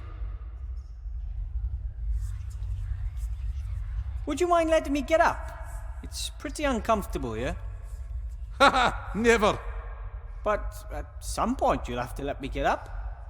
Is that possible? What? That we, sooner or later, have to let him get up? No idea. The answer to your question is, Okay. Okay, I'll just lie here for now. Ha! Exactly. Like, There's something pretty weird here. How about we try and figure out what's going on here? What do you reckon? You can't trust it. We don't know what it is. It is not a book. I say we throw it out the window so that its leaves are scattered to the four winds. I think you're right. It has its own thoughts, and that is not a good thing. I think. Well, I think you're getting a little bit carried away with yourselves. Careful! It's tearing itself loose. It's coming right for us. What a monster! Look you, I won't hurt you, but something really weird is going on here. And I am not going to let you throw me out the window. Make it go away. We don't like it. We know it not. It scares us. Nasty hobbit!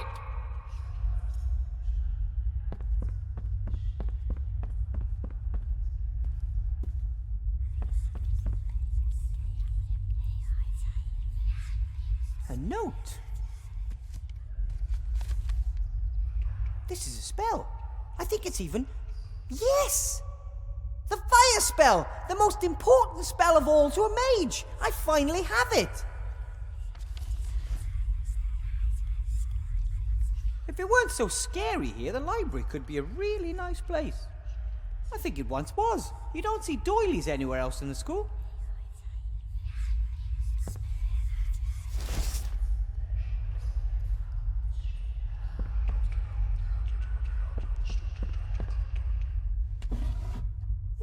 Empty. Everything that might once have been in there seems to be spread across the desk.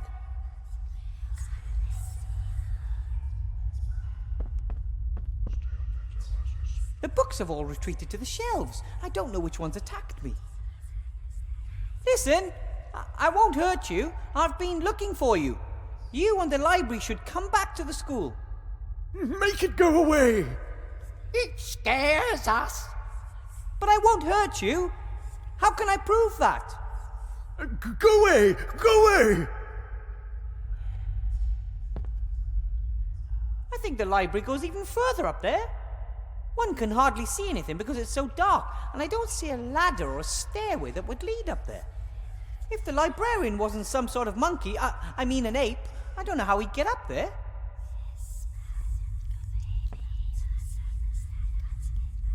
This wall, this arch, it looks like a door belongs here, but there's only a wall.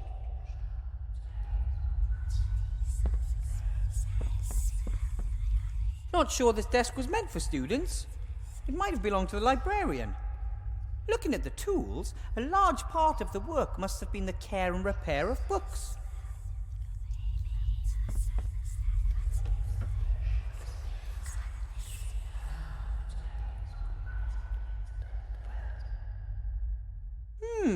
Jelly glowfish usually only survive a few years if nobody looks after them.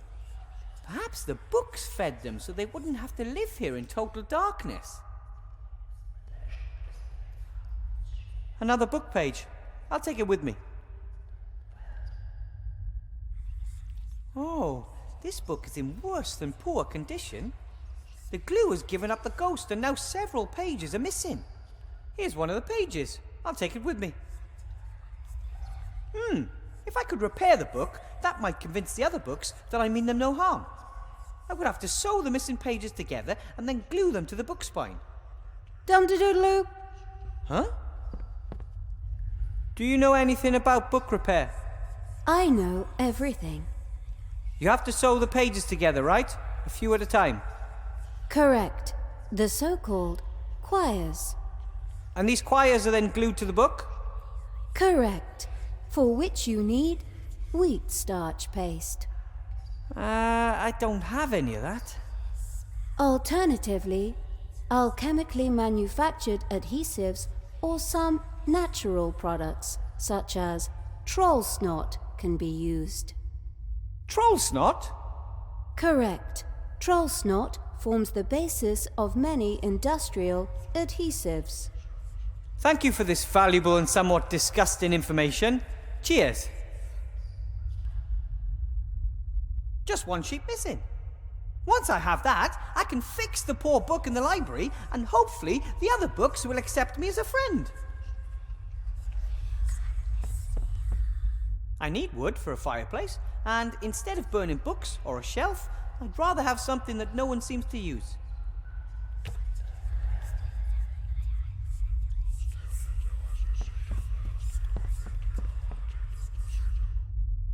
It would be better if the headmaster never finds out about this.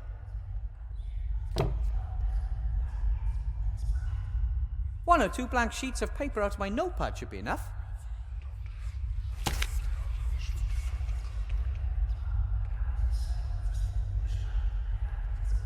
Igni faxius ignis ferro.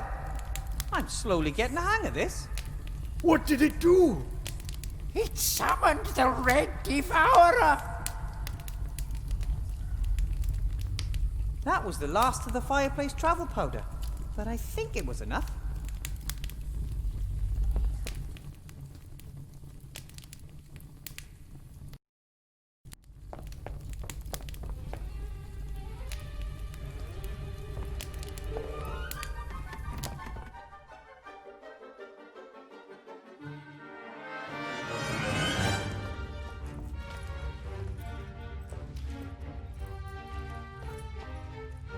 Oh, hello.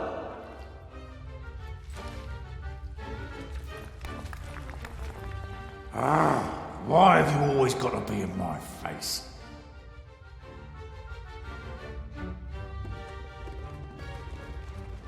As you can see, I've swept the hall. Maybe you could collect the cleaning supplies. You didn't sweep the hall. The broom did. You want to steal the credit, huh? No, but... The broom and I sweep everything here, and you want to reap the reward. I have to go.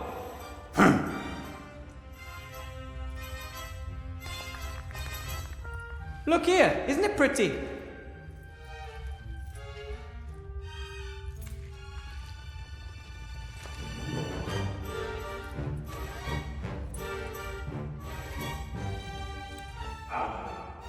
That's not true. Got it from my grandmother. It's an heirloom, and wow, it means a lot to me.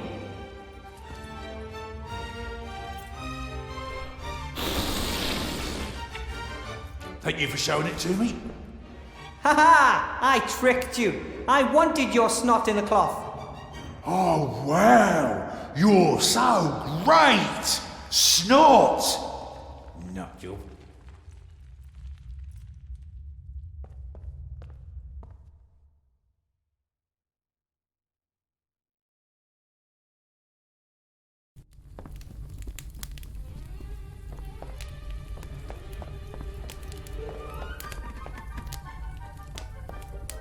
Excuse me, Headmaster Block.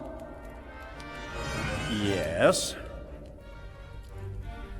About those tasks. Yes? I was in the library. It's fine, more or less. Really? Where is it? Well, it's not easy to get into. You just need a little bit of magic. Unfortunately, that is unacceptable.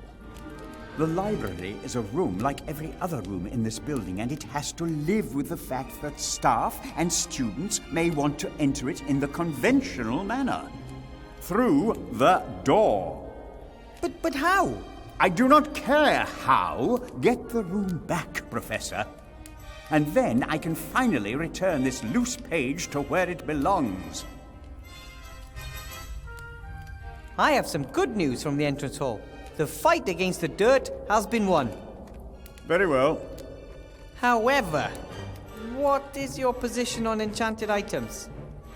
As long as they function properly and can be controlled, no problem.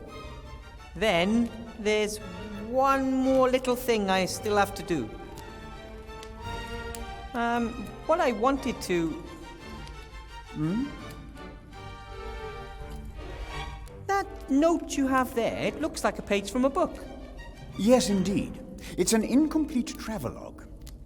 The traveler, apparently a researcher, speaks of a country called Laputa. The arts, sciences, languages, and crafts are revolutionary.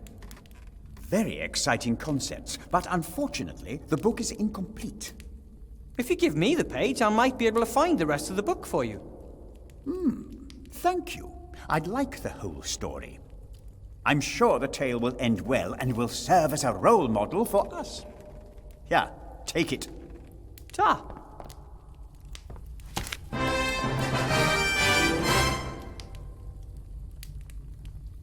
So, I'll get back to work then. You do that. After all, you have already accomplished something.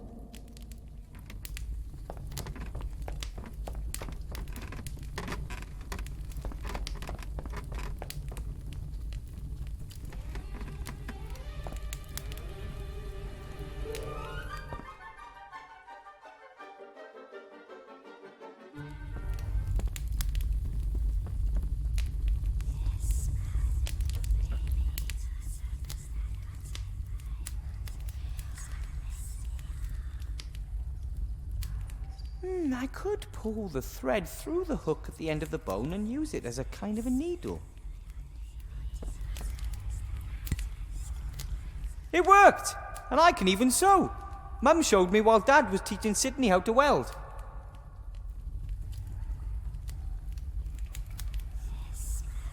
All right! Now I'll sew the 7 together. Done! A beautiful new choir for a book.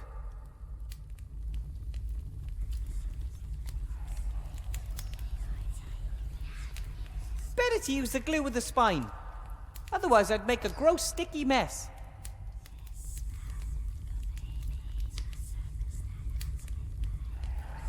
For opening tabs, knots.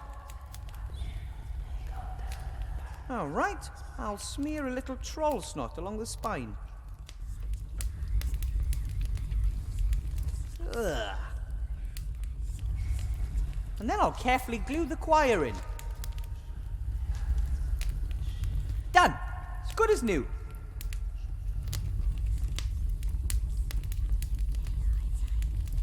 I attempted to rise, but was not able to stir.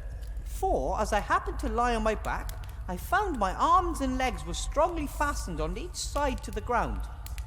The same was the case with my very long and thick hair. I likewise felt several slender ligatures across my body, from my armpits to my thighs. I could only look upwards. The sun began to grow hot, and the light offended my eyes.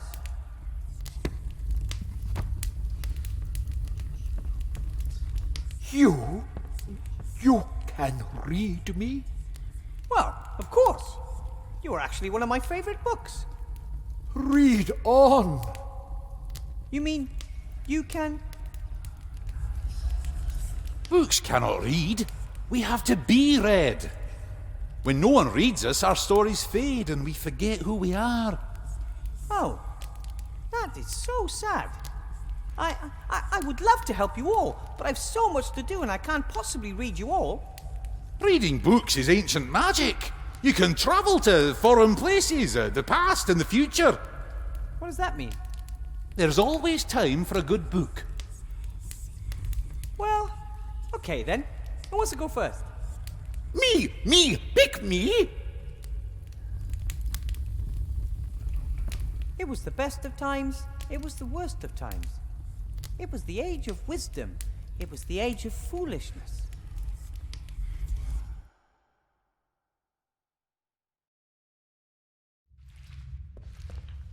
That was great! I'm going to repeat that as soon as possible. Well, how did I do? And how long was I gone? Not long enough.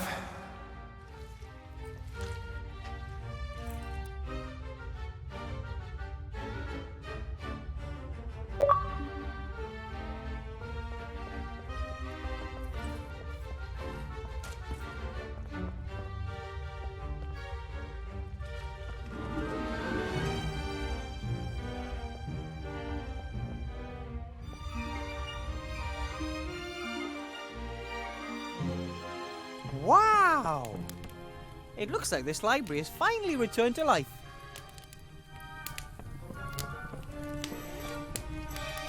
What is this? Laws of Avantasia. Hello? Are you alive? You're not going to bite my finger off if I open you, right? In Bracken, men are forbidden by law from giving their wives a nasty look on Sundays. In Belzine, women are forbidden to wear fake moustaches if said wearing could incite temple visitors to laughter. Strange laws. What else have our legislators come up with? In Shindula, men and women over 18 years are prohibited by law from opening their mouths while smiling if doing so would reveal more than one missing tooth.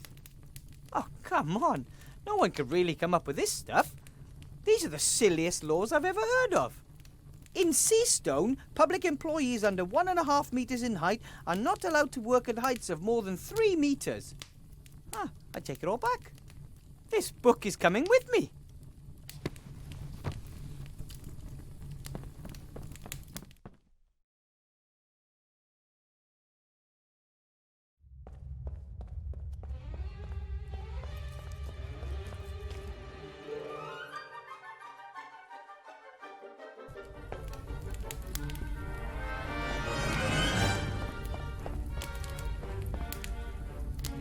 Excuse me, Headmaster Block. Yes? About those tasks. Yes? Headmaster, have a look at this. What do you have? Heaps of old laws and regulations. Indeed. Fantastic. Do you think they're still valid? But of course. As long as the law was not formally repealed, it has the same validity as the day it was adopted. One of the laws says that government employees under 1.5 meters in height are not allowed to work at heights of more than 3 meters. Veritably. And yet you want me to remove the cobwebs in the hall, the cobwebs on the 5-meter high ceiling. Oh, of course. Professor Weathervane, I wish to formally apologize. I should not have asked you to perform such a task. I did not know the law. Ignorance is no excuse, but I forgive you. Can we then consider the task of removing the cobwebs as off the list? But of course. Please, leave the book here with me. An old code of laws can be of great help in building a new order. The library's back, and the entrance can be found, funnily enough, in the entrance hall. Understood. That was a job pretty well done, right? Do you want praise every time you are successful in doing something for which you are paid? Yes, please.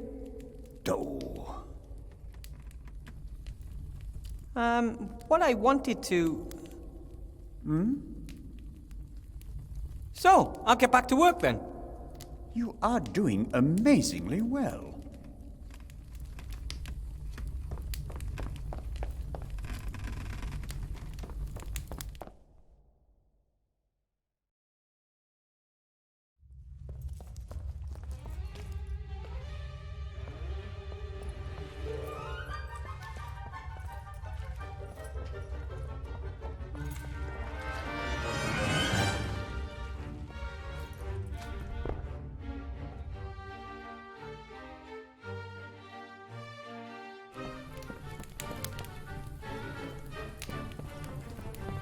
A great team. I didn't read all of the books. Once I got started, many of the books remembered their texts. It was as if they were awakening from a long sleep. I only had to read a few sentences, and they were able to remember who they were again. The text came back, black as coal and crisp, and they began to quote from their contents. All at once. It was fantastic.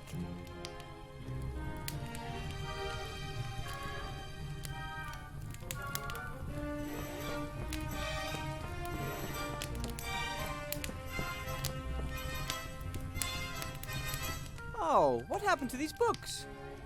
A sad story. Their fate was sealed by the leaky roof. Well, maybe I can fix them. It's too late for that. Correct. That's why we should help them before they're destroyed. Oh, no, not this again. We've already been through all this. The book friend hasn't got time for silliness. Time is irrelevant. You are irrelevant. The books are ruined, and there's nothing we can do to change that.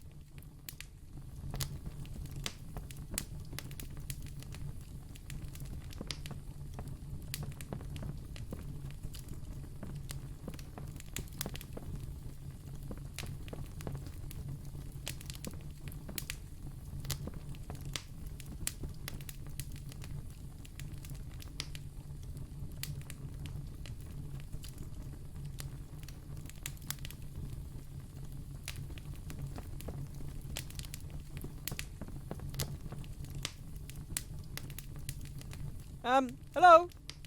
Wilbur, I've been waiting for you for a long time.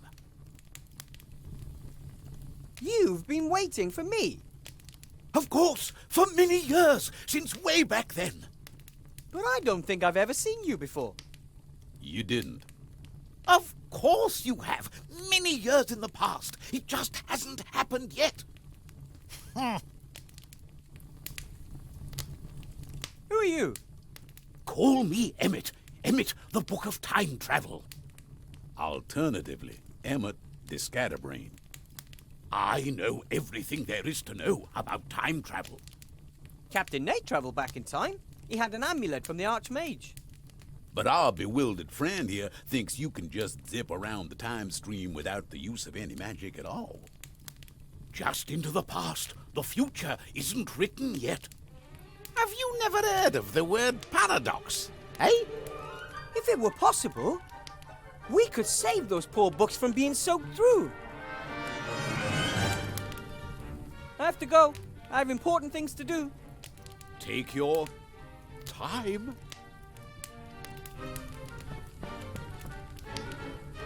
Hello, friends. He who from the world retires, void of hate is blessed. Who a friend's true love inspires, leaning on his breast. Ah, very nice. Wilbur, friend of books, has returned. Hail to our king! Come on, I didn't do that much.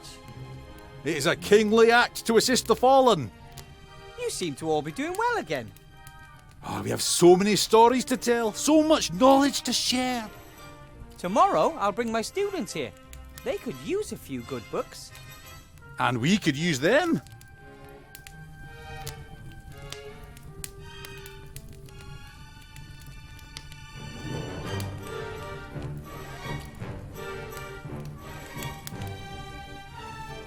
You said earlier that you need the students. What for? You experienced it yourself. Books that are no longer read lose their power. They fade, they're forgotten. Our ideas and our knowledge only stay alive for as long as we're read. At last, the door to the library's reappeared. Things are going to get a lot livelier around here. Oh, let's hope so.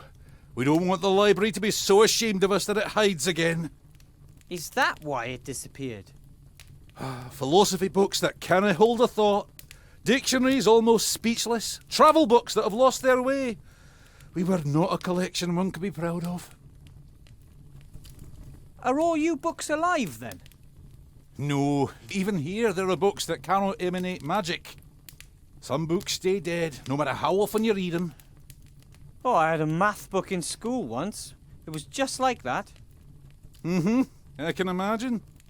I've got to go. Lots to do. Ta-ra. Goodbye, Wilbur. And take time for a good book. Whatever.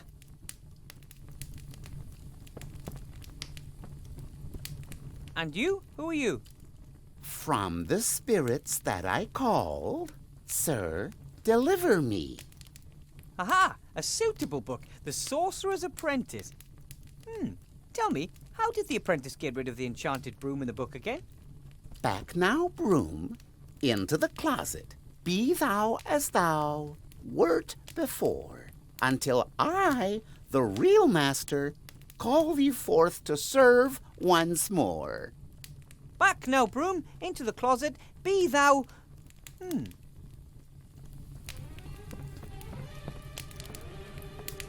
Hi. Wilbur! And how exactly does this all work? Time travel without magic, I mean. Why, how all journeys with books work. You read about a time, imagine it, and then, great Scott, you're there. Hey presto, tra-la-la. It's that simple. Precisely. If it didn't work, I wouldn't be telling you about it. It can't hurt to try. Send me to the past. Are you absolutely certain? The past is a strange place. Tell me about it. Well, listen. And the world was the same, and yet different. What is this?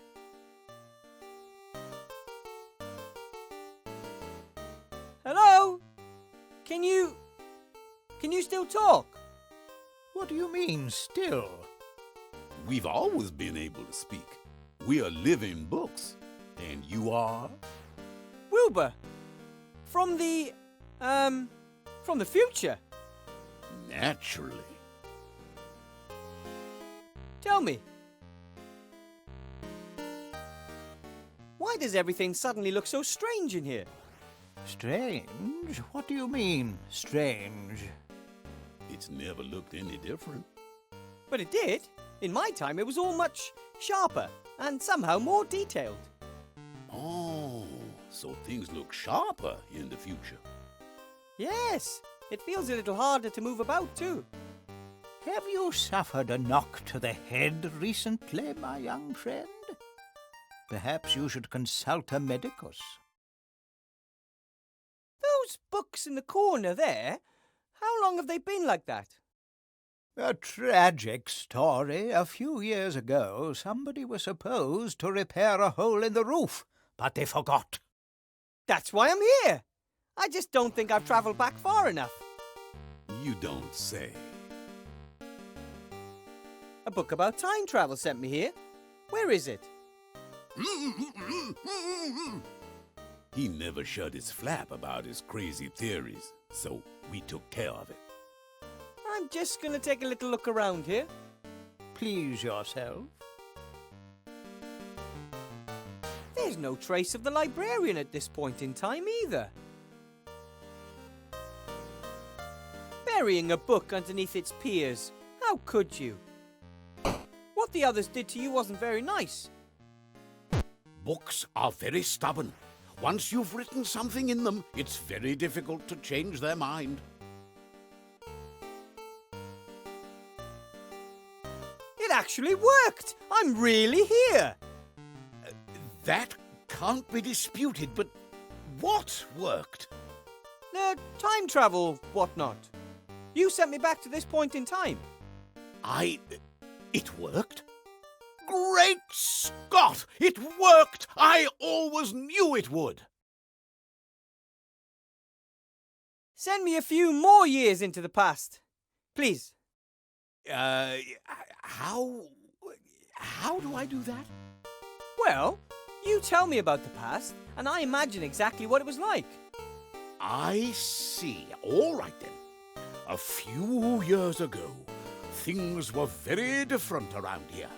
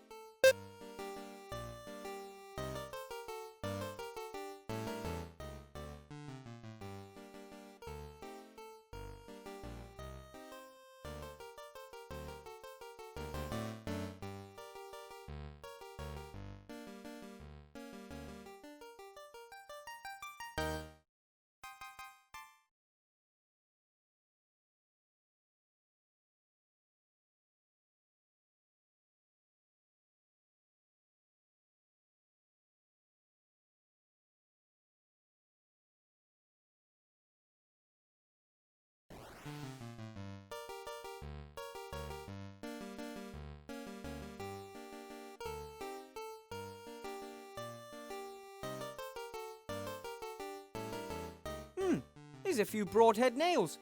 Maybe for nailing books with wooden covers. I'll take a few. Hi. How can I help you? Send me back. Back to the future. Well,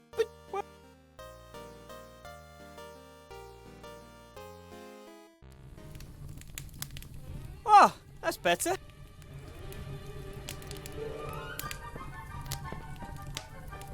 Hi. Will. Send me. Hi. How? Send me. All right.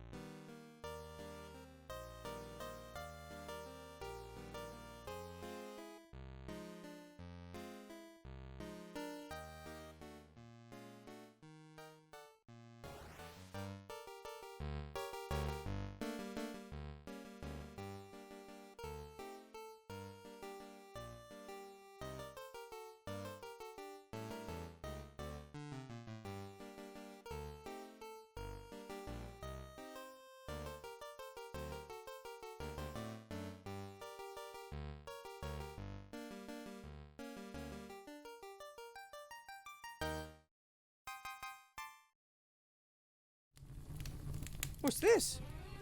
Dear Wilbur. Hey, a message from the time travel book. Shortly after you travelled back to your time, I left the library. There is a lot out there to discover. Time travel must be possible, even without magic and outside of a magical library. Don't you agree? I want to thank you for everything, book friend, for saving those curmudgeonly old books. Above all, for giving me a topic, nay, even more, a passion. Take this gift as thanks. May it always keep your clever head dry. Wow! What a stylish hat!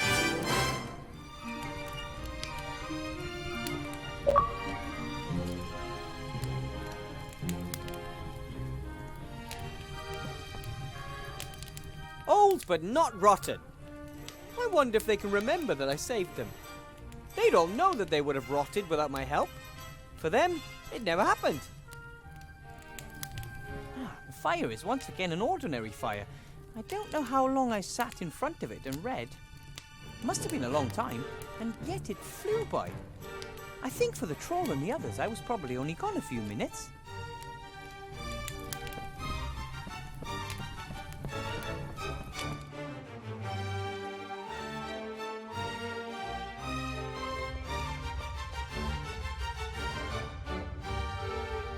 There has to be a way.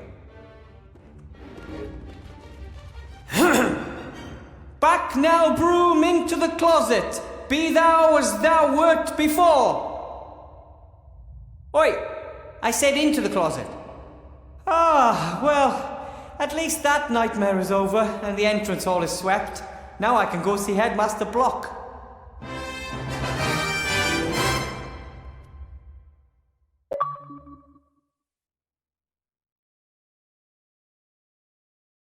All tasks completed in record time. I think that proves that I was a good choice for the school, doesn't it? Wilbur, what do you want now? I just want to say I've completed all the tasks. You have? As was to be expected. There are a few other things. The other floors have yet to be cleared of rubble. And there are holes in the roof. Also, we have a problem with giant spiders in the basement. In addition, take care of the banquet for tomorrow. Headmaster Block? Shoo! I want to call it a day. But...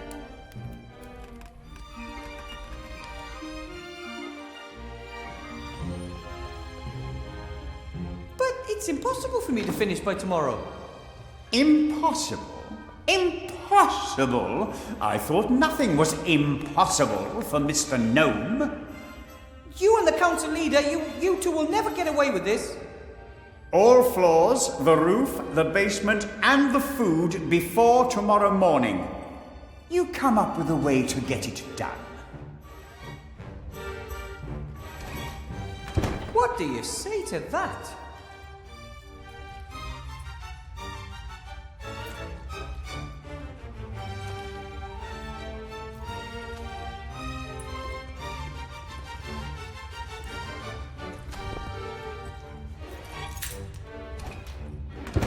That's unfair.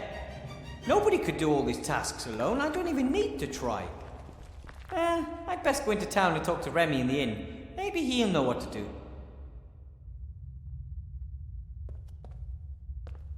It seems to be back to normal. The magical interlude doesn't seem to have left any scars.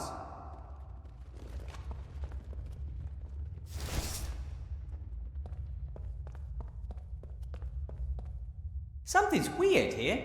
No one could finish all those tasks by tomorrow. Doodaloo, doodaloo. Huh? Dum-de-doodaloo. Yes? That is not correct. What do you mean? The tasks could be completed. Yeah, by any real mage professor. No, most mages do not enjoy physical work at all. They let others do the work. But I don't have the gold to pay an army of craftsmen. For centuries, mages have relied on golems for help. They are strong, work without breaks, and need no pay. Ah, that sounds interesting. But I think I'm going to talk to Remy at the inn first.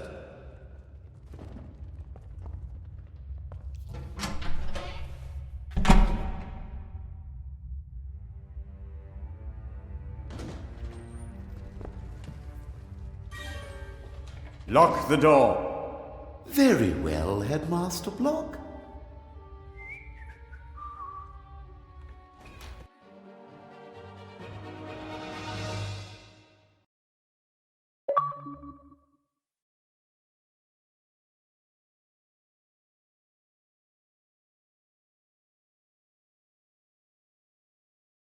And then